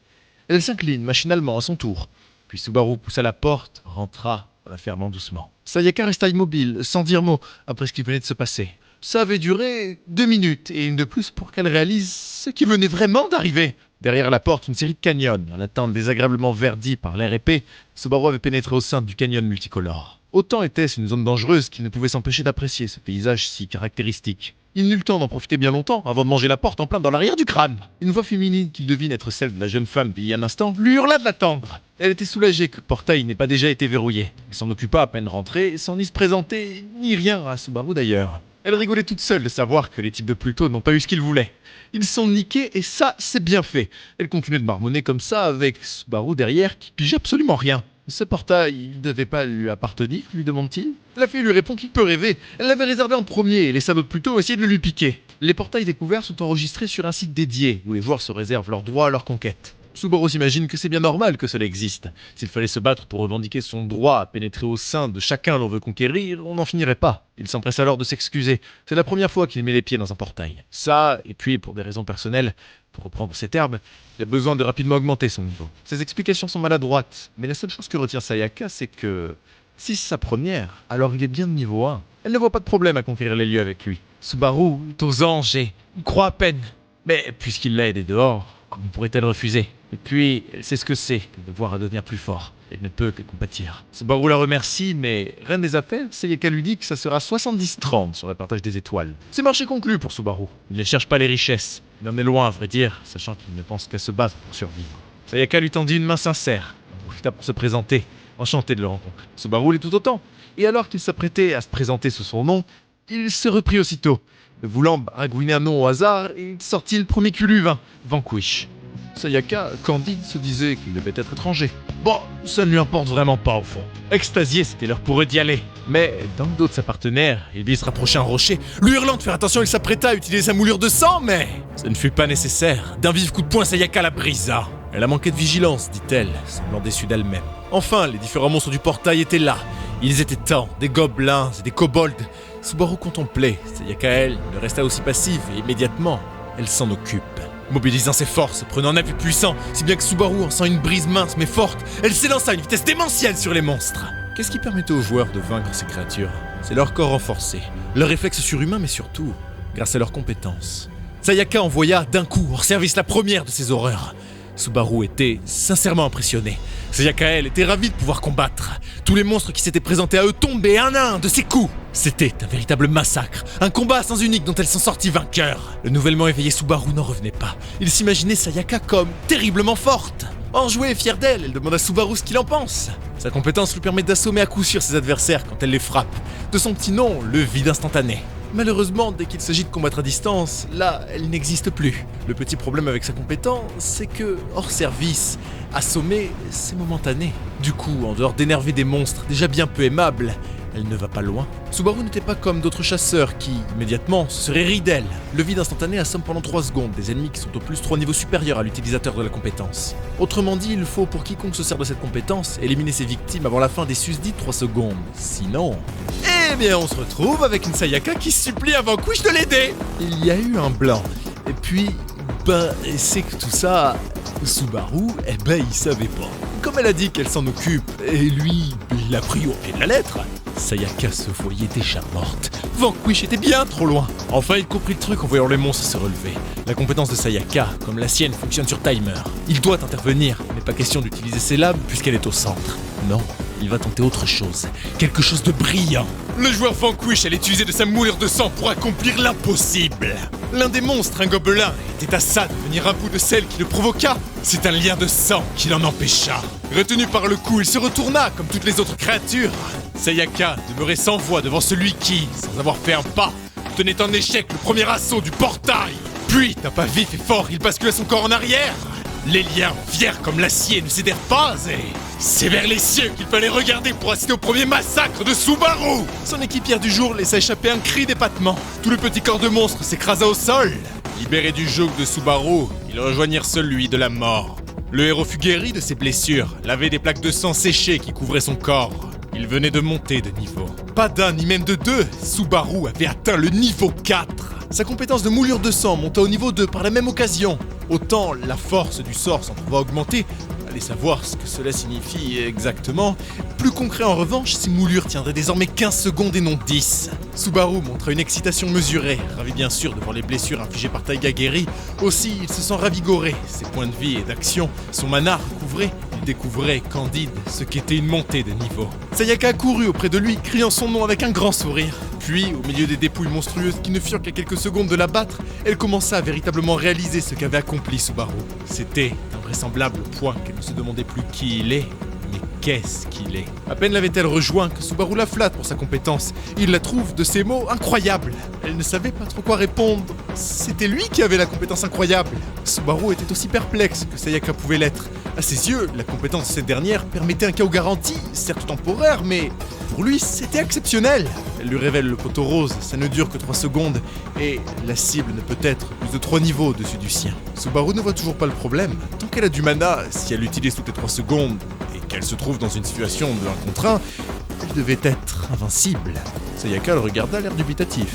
Ce Subaru est un génie! Bon, alors entre nous, c'était pas le truc le plus dur à deviner. Mais Subaru, c'est un bon gars. Moi, je me serais payé sa tronche pour l'éternité. Mais bon.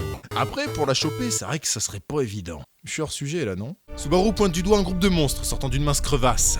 Le premier de la file, un gobelin dont la taille lui permettait mieux de naviguer en ce mince espace, Sayaka se rua vers lui.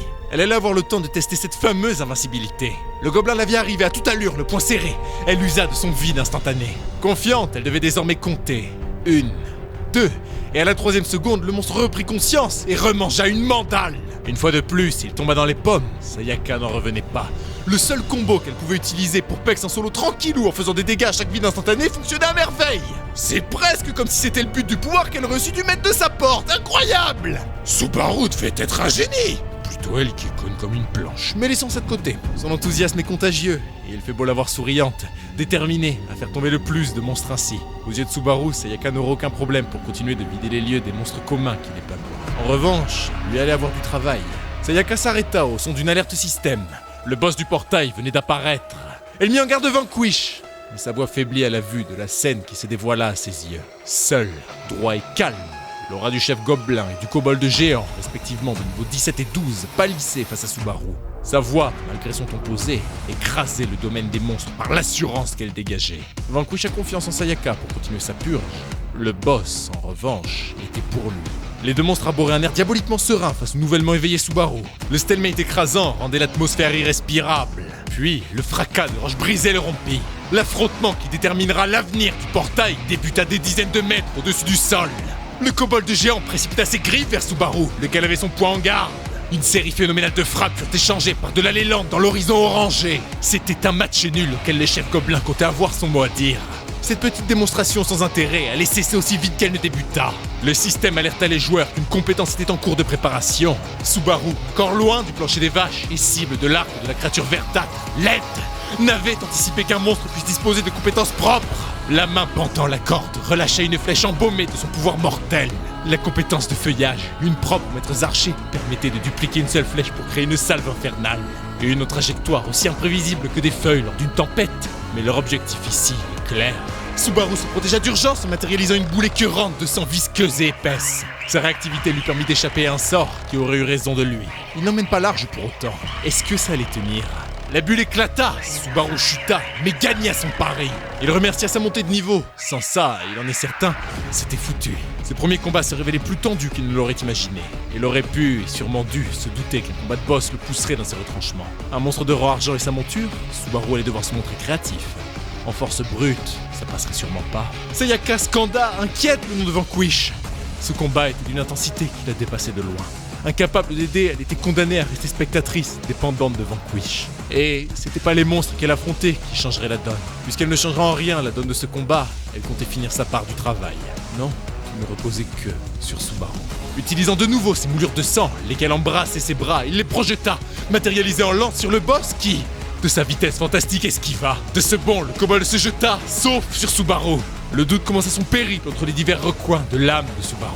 Le chef gobelin proche, trop proche, profita encore de sa compétence de feuillage. Les flèches pleuvaient par dizaines sur un Subaru en difficulté. Il n'abandonne pas, une fois sauf la contre-attaque. Malheureusement, sans effet. Le kobold, par sa vivacité, rend toute attaque à faible portée inutile. Là où l'archer continuerait de l'attaquer jusqu'à ce qu'il laisse une ouverture, puis, blessé, ses chances de victoire s'envoleraient. Le pire, c'est que Subaru ne parvient pas à trouver la moindre combine pour se créer une ouverture. Une nouvelle compétence fut détectée par le système. Mais cette fois, l'aura autour de la flèche était différente. La perforation, un sort de niveau 3. Subaru ne put y échapper. Un trou net, chair brûlée par la fulgurance du sort, si bien qu'il n'eut de sang immédiatement. Explosa celui-ci avec une douleur terrible, insupportable. La victoire lui échappait. Il n'avait pas la moindre idée de comment venir à bout de cette horreur. Le pire étant que ces monstres étaient capables de stratégie. Le feuillage n'était qu'un leurre pour qu'il baisse sa garde. Subaru, la panique le gagnant, n'était plus capable de réfléchir correctement. Sa peur s'envoyait enorgueilli, justifié. Il n'était pas seul, qui la mort courait après. S'il tombait, il poserait son regard sur elle. Pourtant, c'est celle qui vint à sa rescousse. Subaru hurla, celle qu'il voyait se jeter entre les dents de la mort. Elle usa de son coup de poing, du vide instantané, mais il ne peut fonctionner sur un ennemi dont le niveau. Le kobold s'évanouit. Comment ? Après avoir massacré tant de ces monstres insignifiants, Sayaka Mamiya avait monté de niveau. Désormais au niveau 9, elle était capable de mettre le kobold géant hors service. Au bout de 3 secondes, un coup de plus et le chef gobelin ne pouvait plus compter sur sa monture.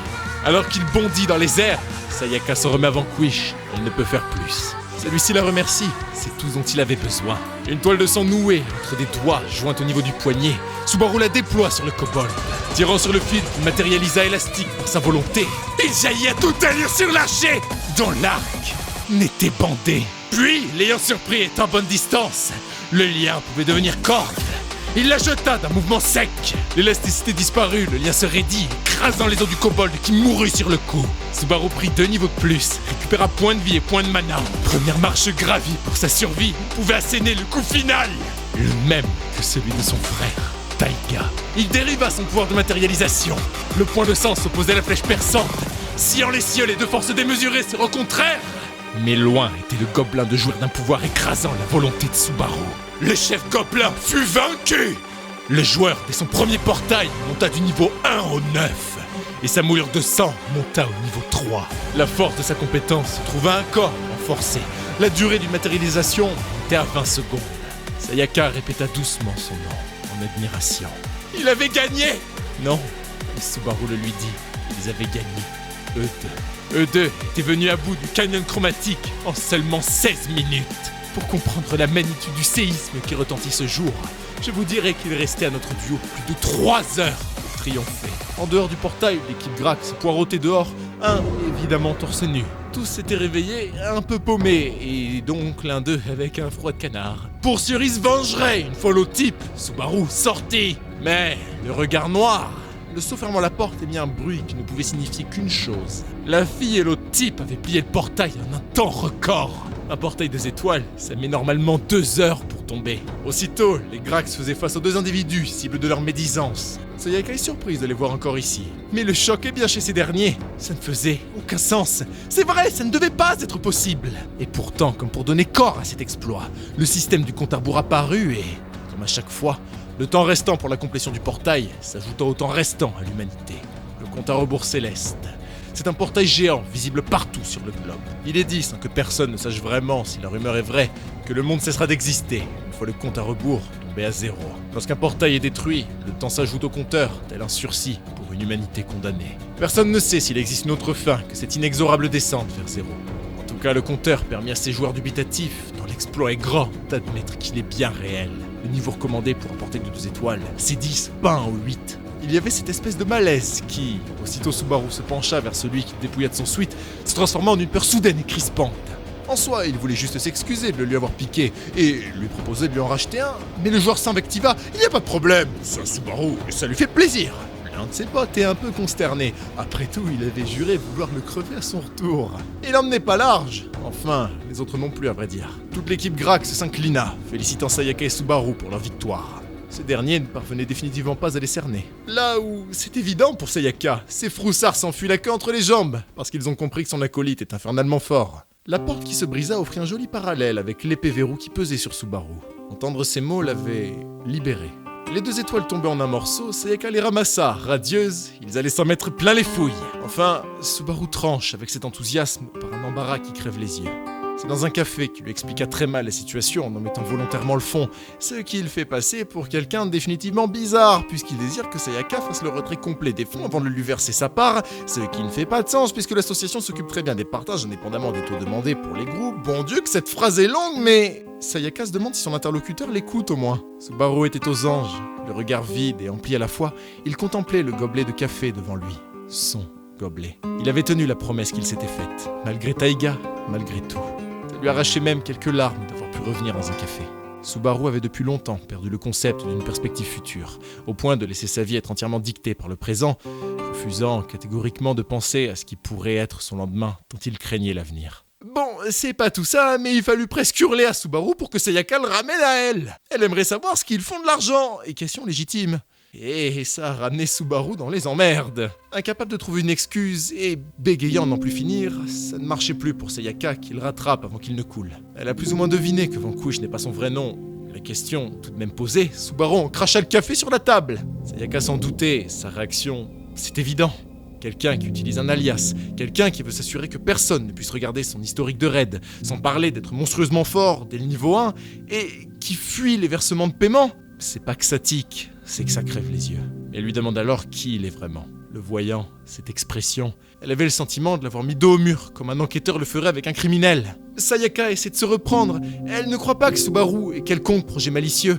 Après avoir combattu avec lui, elle sait qu'il est une bonne personne. C'est lui qui l'a sauvé le premier. Elle n'attend pas de réponse de sa part. En fait, elle aimerait qu'ils deviennent amis. Un peu gênée, elle tient à ce qu'il sache que, s'il a besoin d'aide, elle peut lui prêter main forte. Même si elle n'a pas grande idée de si son aide, elle l'aidera. Les yeux de Subaru s'illuminèrent. Un ami. Il pouvait, enfin, appeler quelqu'un ainsi. Retenant ses larmes, il remercie Sayaka. Puis, elle l'a sauvé aussi. Ça lui fait plaisir qu'elle lui propose d'être amie. Aussi, il lui révélera son nom, Subaru Ariake. Puis, comme aucune amitié ne peut reposer sur un lit de mystère, il lui raconterait ce qui lui est arrivé ces dernières 48 heures. De son passé à la porte arc-en-ciel, jusqu'à être accusé à tort de meurtre, il fut succinct mais clair. Et pour Sayaka, désormais, tout faisait bien plus de sens. Peut-être le pire dans tout ça, à ses yeux, la honteuse histoire du petit frère de Subaru, Taïga. Son statut de joueur d'or fut posé sur une chape laide et honteuse. Autant que sa personne. Subaru est surpris de la voir boire ses paroles comme la vérité pure. Ça lui fait plaisir, mais ça le surprend tout de même. Sayaka est enclin à le croire. Sa situation qui le pousse à devoir remuer mer et montagne pour sa survie ne l'étonne même pas à moitié. Marquant un silence, elle se dévoile à son tour. Elle a 2 sœurs, 2 joueuses elles aussi. Mais elles ont été graciées de portes argentées. Elle, c'était le bronze. Elles ont débuté en équipe, mais au fil du temps, elles se sont montrées odieuses avec elle. Ces 2 sœurs n'y allèrent pas par 4 chemins. Elles ostracisèrent Sayaka de leur groupe, sous prétexte qu'elle devenait un obstacle pour elle, avant de tout bonnement l'expulser. Dès lors, son but fut de devenir aussi forte qu'elle le peut, pour les faire regretter aussi amèrement que possible cette décision. Comme elle le dit à Subaru, ils se sont bien trouvés. Sans lui laisser le temps de répondre, Sayaka se jeta jusqu'au côté de la table de son confident. Ils n'ont qu'à devenir plus forts ensemble. Elle souhaitait qu'ils s'en fassent la promesse, et qu'ils se serrent la main en se faisant le serment de ne jamais ni se trahir, ni s'abandonner. Des mots qui, encore une fois, parlaient à Subaru, tant la sincérité de Sayaka l'avait pénétré. Il accepte, enjoué, et a hâte de voir ce que l'avenir leur réserve. Au sommet des bureaux de l'association, les joueurs d'or du Japon s'étaient réunis, mis à part Taïga, confiné, rappelle Renji. Shikishima était loin de montrer un quelconque signe d'inquiétude. Ils sont 6, ça suffit. D'autant plus qu'elle ne peut l'encadrer. Udo fait fi de Serago. Taiga ou non, tous devaient être conscients qu'autant les portails 4 étoiles, ils peuvent déléguer, mais les 5... Ils sont en sous-nombre, avec ou sans Taiga. Renji demeure pensif un instant, mais... Au final, que pouvait-il faire d'autre que de simplement se tuer un peu plus à la tâche? Et puis, il allait falloir mobiliser les meilleures équipes argent pour participer à certains raids sur portail 5 étoiles. Shikishima sentait venir l'opération Kamikaze, plus qu'elle n'imaginait les célébrations au retour. Udo, lui, veut bien s'imaginer un monde où une dizaine de joueurs d'argent de niveau 30 s'en sortiraient. En l'état, rien que sur la division préfectorale Tokyote, il y a 7 grands portails 5 étoiles qui requièrent une intervention d'urgence. Il n'y a pas vraiment le choix. La répartition fut faite, et c'est l'équipe argent Julieta qui se récupéra Meguro. Elle est menée par Julieta Izaki, une joueuse de niveau 38. L'équipe est monstrueuse, affichant un niveau moyen de 31. Personne ne semblait véritablement inquiet chez eux. Alors forcément, quand on est si bon et que Subaru et Sayaka les croisent, ils se font un peu bousculer. Pas méchamment, mais il y a un peu de condescendance dans l'air. Et c'est pas injustifié dans le fond. Subaru se doutait qu'il n'était pas n'importe qui. Sayaka les lui présenta grossièrement. Elle se demandait bien où ils allaient. Enfin, ça ne les concerne pas. Eux avaient de l'argent à récupérer et un portail à réserver. À ce propos, elle avait mis la main sur un 2 étoiles. Ça devrait le faire puisqu'ils s'en sont sortis avec brio du dernier. Subaru lui demande où il se trouve. À Meguro, répondit Sayaka. En début de soirée, le portail du tombeau des soldats continuait de siffler aux habitants. Ce bruit qui ne s'était tu depuis l'ouverture du portail arrivait à terme. D'ici 17 heures, il fallait pour des joueurs intervenir, sans quoi le malheur s'abattrait. Le pendule sonnait avec ce sifflement. Il paraissait résonner du fond de l'escalier infini qui se terre derrière la porte. Au gré des gouttes de sang qui s'écoulaient sur le sol de pierre froid, les cris de Subaru, Sayaka, perdant peu à peu conscience dans ses bras, résonnaient sur les lointains murs de l'antre. La voyant faiblir un corps et plus un corps, Subaru se retrouvait contraint de la voir partir, incapable d'arrêter le saignement. La rage au ventre, puis qui ne put tenir la promesse qu'il s'était faite, se releva, son aura magique enflammant son corps. Il parvint à récupérer le bras qui lui fut arraché. Surtout, le joueur de la porte arc-en-ciel s'autorisa un dernier serment. Pour ce qu'il a fait, Subaru le maudira pour l'éternité. Il ne laissera jamais à son âme goûter un doux repos une fois qu'il l'aura tué. Subaru et Sayaka s'étaient hâtés pour rejoindre Meguro et son portail, le tombeau des soldats. C'est une fois le portail passé que Subaru pose une question assez importante à Sayaka. Était-il possible d'avoir connaissance du contenu d'un portail avant d'y entrer? Ou même quelques minces informations pour pouvoir se préparer? Sayaka lui fait une réponse de Normand, oui et non. Il est possible d'entrer et sortir librement d'un portail tant qu'il n'est pas verrouillé de l'intérieur. L'association à l'apparition d'un portail peut envoyer un groupe de joueurs formés pour la reconnaissance ou mandater une guilde. Ou plus généralement, une équipe de joueurs enverra quelques-uns de ses membres à cet effet. Après, les informations récupérées tiennent surtout à des rapports sur les structures et bâtiments ainsi que la topographie des lieux. Le tout permet de construire un plan de raid. Les monstres n'apparaissent pas tant que le portail n'est pas verrouillé, il reste donc cette variable. En tout cas, c'est bien parce qu'elle vit que l'entrée du tombeau des soldats était un long escalier en spirale qu'elle voulut se hâter de le réserver. C'est ni plus ni moins que le meilleur setup pour sa compétence, alors elle invite Subaru à verrouiller l'entrée pour qu'il puisse commencer. Il s'en occupe. Le système confirme la fermeture et annonce la quête de complétion débutée. L'engouement de Sayaka faisait sourire Subaru, et dire que leur descente se déroulait pour le mieux serait un sacré euphémisme. C'était une branlée suprême. Subaru devinait que les monstres faisaient l'ascension d'en bas. Il demeure tout de même sur ses gardes. Qui sait ce qui arriverait s'il se retrouvait acculé par une créature de trop haut niveau? Le setup, aussi excellent soit-il pour Sayaka, la situation pouvait se retourner en leur défaveur extrêmement rapidement. Une immense pression semblait écraser Subaru un instant. Penchant la tête par-dessus la rambarde, il pouvait voir une immense aura violette dans les tréfonds du tombeau, au pied de l'escalier. Était-ce le boss? Se demanda-t-il. Pourtant, dans le canyon chromatique, il n'apparut pas immédiatement. Subitement, le nombre de monstres sembla s'accroître. Ce fut si soudain que Sayaka, à l'aise jusqu'alors, commençait à douter. L'escalier s'était rempli jusqu'à surcharge. Cet instant qui échappa à Sayaka suffit pour entièrement renverser la situation. Elle était désormais proie des monstres qu'elle massacra jusqu'alors. Sayaka était paralysée. La pression et l'angoisse inhérentes au portail eurent raison d'elle. Subaru intervint. Usant de sa moulure de sang, il retint la lame du soldat squelette. Sayaka se reprit et d'un coup put vaincre son assaillant. Elle s'écria, ça l'avait surpris. Mais il n'y a de temps pour souffler. Les monstres semblaient enivrés d'une force rageuse soudaine. Subaru se chargeait de la défense de Sayaka, laquelle ne comptait se livrer aux affres de ses peurs. Content, se montrer digne de ses belles paroles au café. Elle remercie Subaru pour son soutien. Cependant, des messages système qu'elle reçoit à chaque kill, les monstres qui affluent sont tous au-dessus du niveau 10 et, si Subaru se souvient bien, Sayaka lui a dit qu'ils ne peuvent plus sortir, autant que personne ne peut rentrer une fois le portail verrouillé. Puis il n'y a qu'un chemin.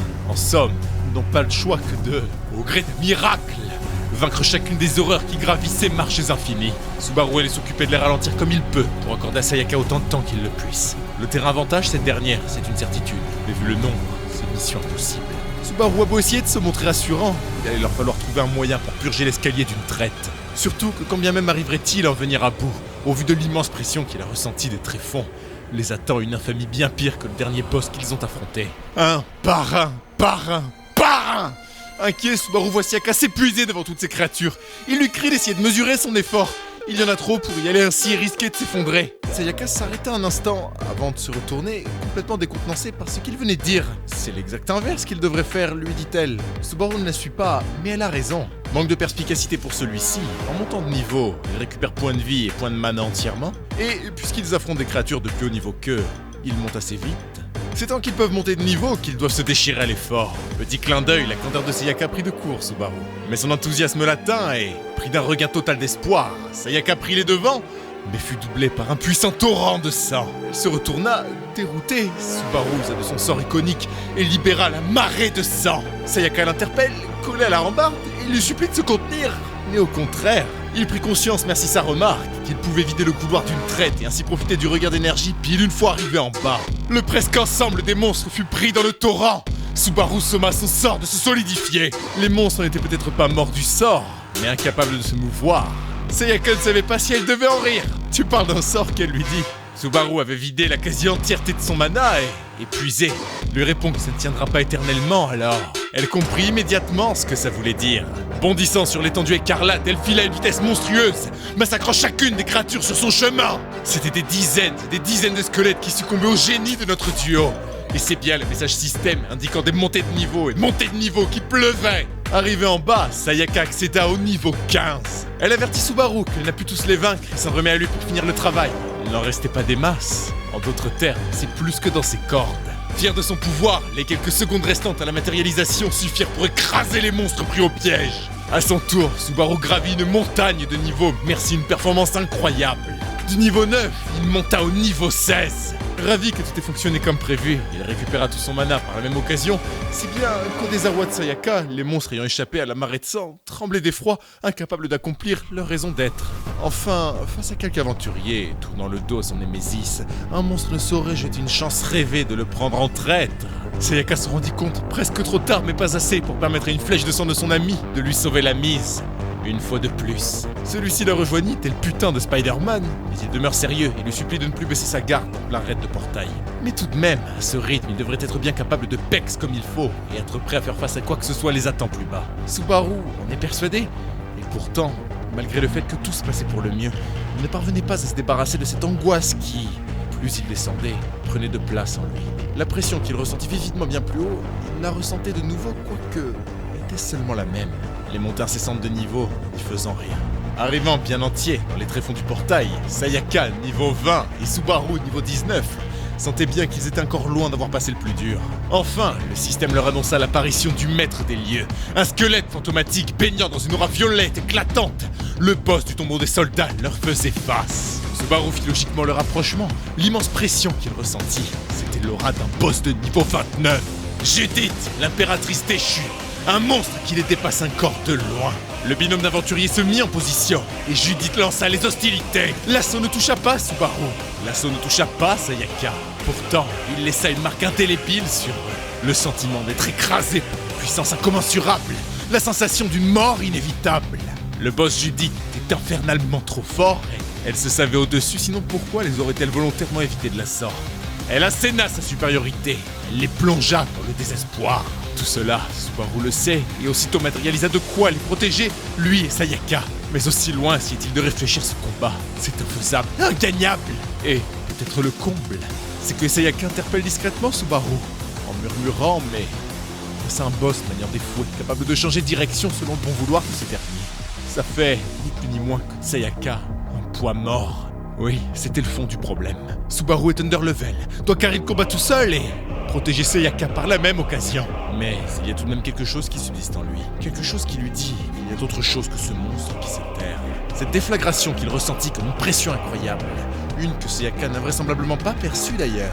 Venait-elle vraiment de ce boss? Subaru n'est plus sûr de rien, pendant que non loin, des particules grésillantes désagréablement paraissaient attendre de voir la tournure de ce combat. Le fracas des feux du boss dominait largement le portail.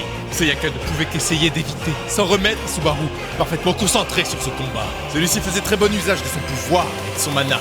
Il limite la consommation de ce dernier pour une défense minimale mais optimale. Son acolyte commençait sérieusement à s'inquiéter. Et qui pourrait la blâmer? Elle lui demande quoi faire, ils sont incapables de s'approcher. Il resta silencieux, analysant tout ce qu'il pouvait pour essayer de déterminer une faille. Son attention se focalisa sur un détail. Les feux du boss n'ont pas la portée réelle qu'il semble avoir et ils sont étendus par la magie du boss. Ça devait donc être sa compétence. Ça devait fonctionner un peu comme ses pouvoirs de sang, mais probablement plus limités sur leur potentiel effectif. Une chose demeurait certaine. Le match-up est abominable pour Sayaka. Elle ne peut rien faire et même s'il trouvait un moyen pour qu'elle puisse s'approcher, le vide instantané n'aura aucun effet à cause de l'écart de niveau. La logique voudrait que Subaru s'en occupe seul, et ça amène un autre problème, d'ordre moindre. Mais quand même, Sayaka ne pourrait prendre aucun XP et il serait seul à monter de niveau. Ils se sont fait la promesse de devenir forts ensemble, de progresser ainsi et de ne jamais se trahir. Subaru était heureux qu'elle lui tint. Il interpelle cette dernière alors qu'elle donne tout pour éviter de manger l'une des attaques du boss. Il lui assure d'un ton grave pour caractère qu'il annulera entièrement les compétences de l'impératrice. Pour le coup, elle lui admet qu'elle serait pas contre. Subaru lui demande, quand ce sera chose faite, de ne pas arrêter de la frapper au corps à corps, aussi longtemps qu'elle le pourra. Terrorisé comme jamais, Sayaka lui dit qu'il fera de son mieux. De son côté, si l'hypothèse de Subaru s'avère juste, il suffira d'une moulure à viscosité maximale. L'impératrice fit taire sa frénésie quand elle vit l'aventurier arrêter de jouer à la défensive. Subaru fit s'élever 2 boules de sang au milieu de son aura arc-en-ciel resplendissant. Le boss était en stand-by, attendant de voir ce que ce diable d'invité comptait faire. Quand il lèvera la main pour orchestrer son attaque, elle fera de même. L'impératrice écraserait la confiance écœurante de Subaru. Les boules percutèrent les fouets, mais, levant les yeux, c'est 4 autres de ces dernières qui fondent sur elle. Il était trop tard pour qu'elle ne puisse réagir. Cependant, les boules qui s'écrasèrent au sol ne lui firent aucun dégât. Le plan de Subaru en marche, il allait tenir sa promesse. Le sein se remodela subitement autour de l'impératrice, inhibant ses mouvements. Sayaka n'en revient pas. Puis, ses yeux, ces trucs ressemblent à des mochis immondes. Subaru s'attarde dessus et lui crie que c'est son moment. Elle avait compris ses intentions. Partant à l'assaut vers le boss, elle lui demande s'il n'est virtuellement pas invincible grâce à son pouvoir. Oh non, lui dit-il. Il est infernalement favorisé dans ce combat, c'est tout. Qu'importe, Sayaka tenait sa chance et frappa de toute sa force sur le crâne du boss. Pourtant, rien. Elle ne bougea pas, demeura passive comme pour écraser l'esprit combatif de Sayaka. Cela aurait eu raison d'elle il y a encore peu. Mais plus jamais elle ne se laisserait abattre. Pas avec Subaru faisant de son mieux lui aussi. Sa flamme ravivée, elle libéra une rafale de coups sur le boss. À l'arrière, Subaru tenait parfaitement contrôle des mouvements de l'impératrice. De ce que Sayaka a pu lui dire, au moment qu'un aventurier inflige 20% au moins des points de vie d'un monstre, il pourra récupérer des points d'expérience une fois le 10 monstres vaincus. Subaru se demandait comment les soigneurs et rôles plus défensifs faisaient pour monter de niveau. Mais ces considérations allaient devoir attendre. Il ne restait plus que 5 secondes avant que ses moulures disparaissent. Il avertit Sayaka, laquelle se prépare à battre en retraite. L'impératrice, humiliée par cette combine, ne laisserait passer une telle offense. C'est ainsi qu'aussitôt les fouets récupérèrent leur vigueur. Puis, leur sifflement noya les lieux à nouveau. Déterminée à éliminer Sayaka, celle-ci ne détourna le regard, défiant l'autorité du boss car confiante envers son binôme. La foudre des fouets se heurta au pouvoir de Subaru qui protégeait Sayaka. Malgré son apparence de squelette, on devinait sa surprise. Subaru ramena Sayaka en sécurité et lui demande si elle va bien. À peine sortie de sa boule protectrice, qu'elle lui assure que tout est bon de son côté. L'impératrice ne pouvait croire ce qu'elle venait de voir. Ce moment d'observation qu'elle eut, était cela la traduction de son incrédulité? Subaru était prêt à répéter l'opération, mais... une voix comme venue des enfers interpella Subaru. C'est imbécile! Elle lui demande de qui il tient son pouvoir. Subaru ne revenait pas qu'une créature des portails puisse parler. Celle-ci refusait d'accepter la réalité. C'était impossible, le kill! Octroie ses pouvoirs à un pauvre humain! Subaru devina qu'elle parlait de Vanquish et essaya alors de temporiser, mais il était impossible de converser avec la pire des folies rageuses. Devant Subaru et Sayaka, le boss se transforma. Sayaka avait eu vent de ses sœurs de ce dont il s'agit. C'est un talent qui permet à un boss de changer sa forme grâce à son mana. Mais pire, le système détecta l'utilisation d'une compétence. Devant l'écrasante force émanant du boss, Subaru savait qu'il devait agir avant qu'il ne soit trop tard. L'impératrice libéra une attaque laser à la force incroyable, laquelle rencontra la barrière de Subaru. Mais autant put-il tanker l'impact. La barrière laissait s'échapper une fumée de sang. Autrement dit, celui-ci était en train de s'évaporer. Il était contraint d'en remettre toujours plus, laissant son mana fondre comme la neige au soleil. Mais quel autre choix avait-il? Sayaka était juste derrière lui, dos au mur, et puisqu'il est en mesure de tenir le stalemate, il n'y avait pour Subaru qu'une solution. S'il ne pouvait pas reculer et fuir, il allait avancer. Ennuyé de ne pouvoir écraser ce misérable Subaru, l'impératrice voulut relancer sa compétence et y aller plus fort encore. Mais elle fut bien trop lente. Subaru se tenait déjà devant elle.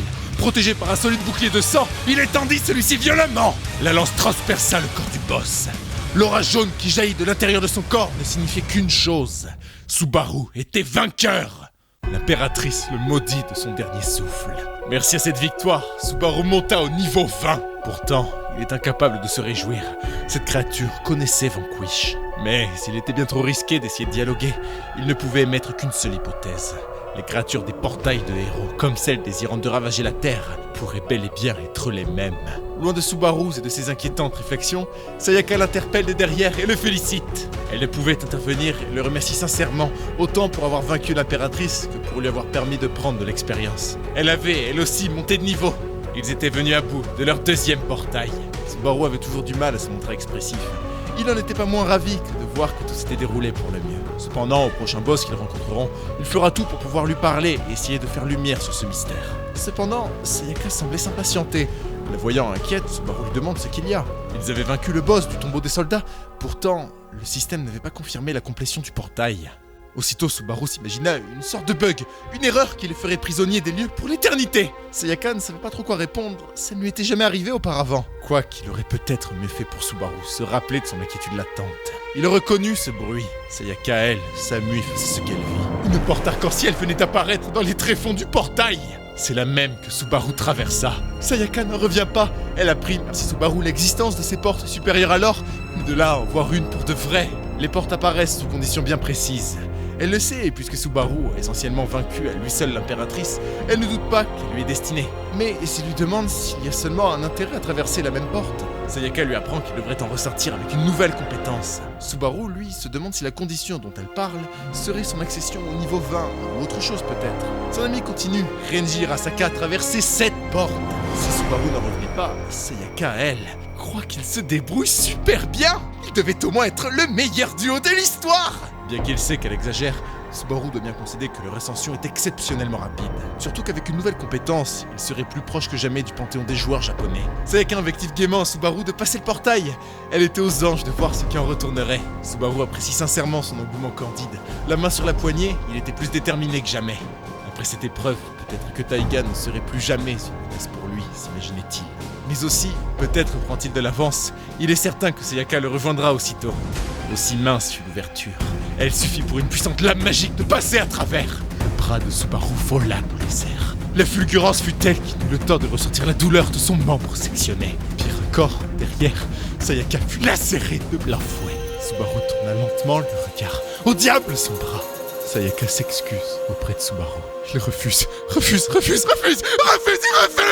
Hurlant son nom, il accourt auprès d'elle, mais violemment projeté au sol. Relevant les yeux, la porte arc-en-ciel était entièrement ouverte.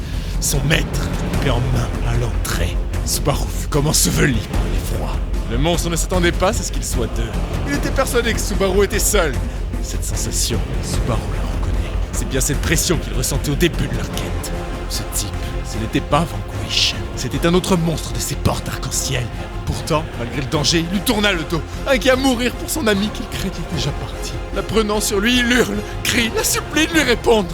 Mais rien n'y fait, le saignement ne s'arrête pas. Subaru était condamné à voir Sayaka mourir, se vidant de son sang devant ses yeux impuissants. Le maître de la porte s'excuse, loin d'être sincère. Il devine qu'elle était précieuse aux yeux de Subaru. Quel malheur de voir l'élu des portes arc-en-ciel avec quelqu'un d'aussi faible. Il compte rassurer Subaru. Si elle était faible au point de succomber à cette attaque, elle n'était digne que de mourir. C'est une faveur qu'il lui assure lui avoir rendue en l'éliminant. C'était la phrase de trop pour Subaru. Il laissait éclater son pouvoir comme jamais auparavant. Il se retourne vers cet être maudit, lequel commençait à trouver tout ce petit cirque intéressant. Subaru n'en a que faire de qui ou qu'est-ce qu'il est. Il ne lui pardonnera jamais. Il lui jure qu'il ne retrouvera la lumière de son portail. Il va le massacrer. Fort d'une puissance qu'il ne pensait avoir, Subaru fila à une vitesse démentielle sur le maître de la porte. Celui-ci put parer le coup de son épée, mais fut tout de même projeté avec le miséricordieux. Le boss éclate de rire. Il se présente, il est l'un des légats du seigneur Vanquish, Carrion, le seigneur des ghouls. Il est ici pour passer Subaru à l'épreuve. Merveilleux, lui répondit-il, cinglant. J'assure qu'il ne s'en sortira pas vivant.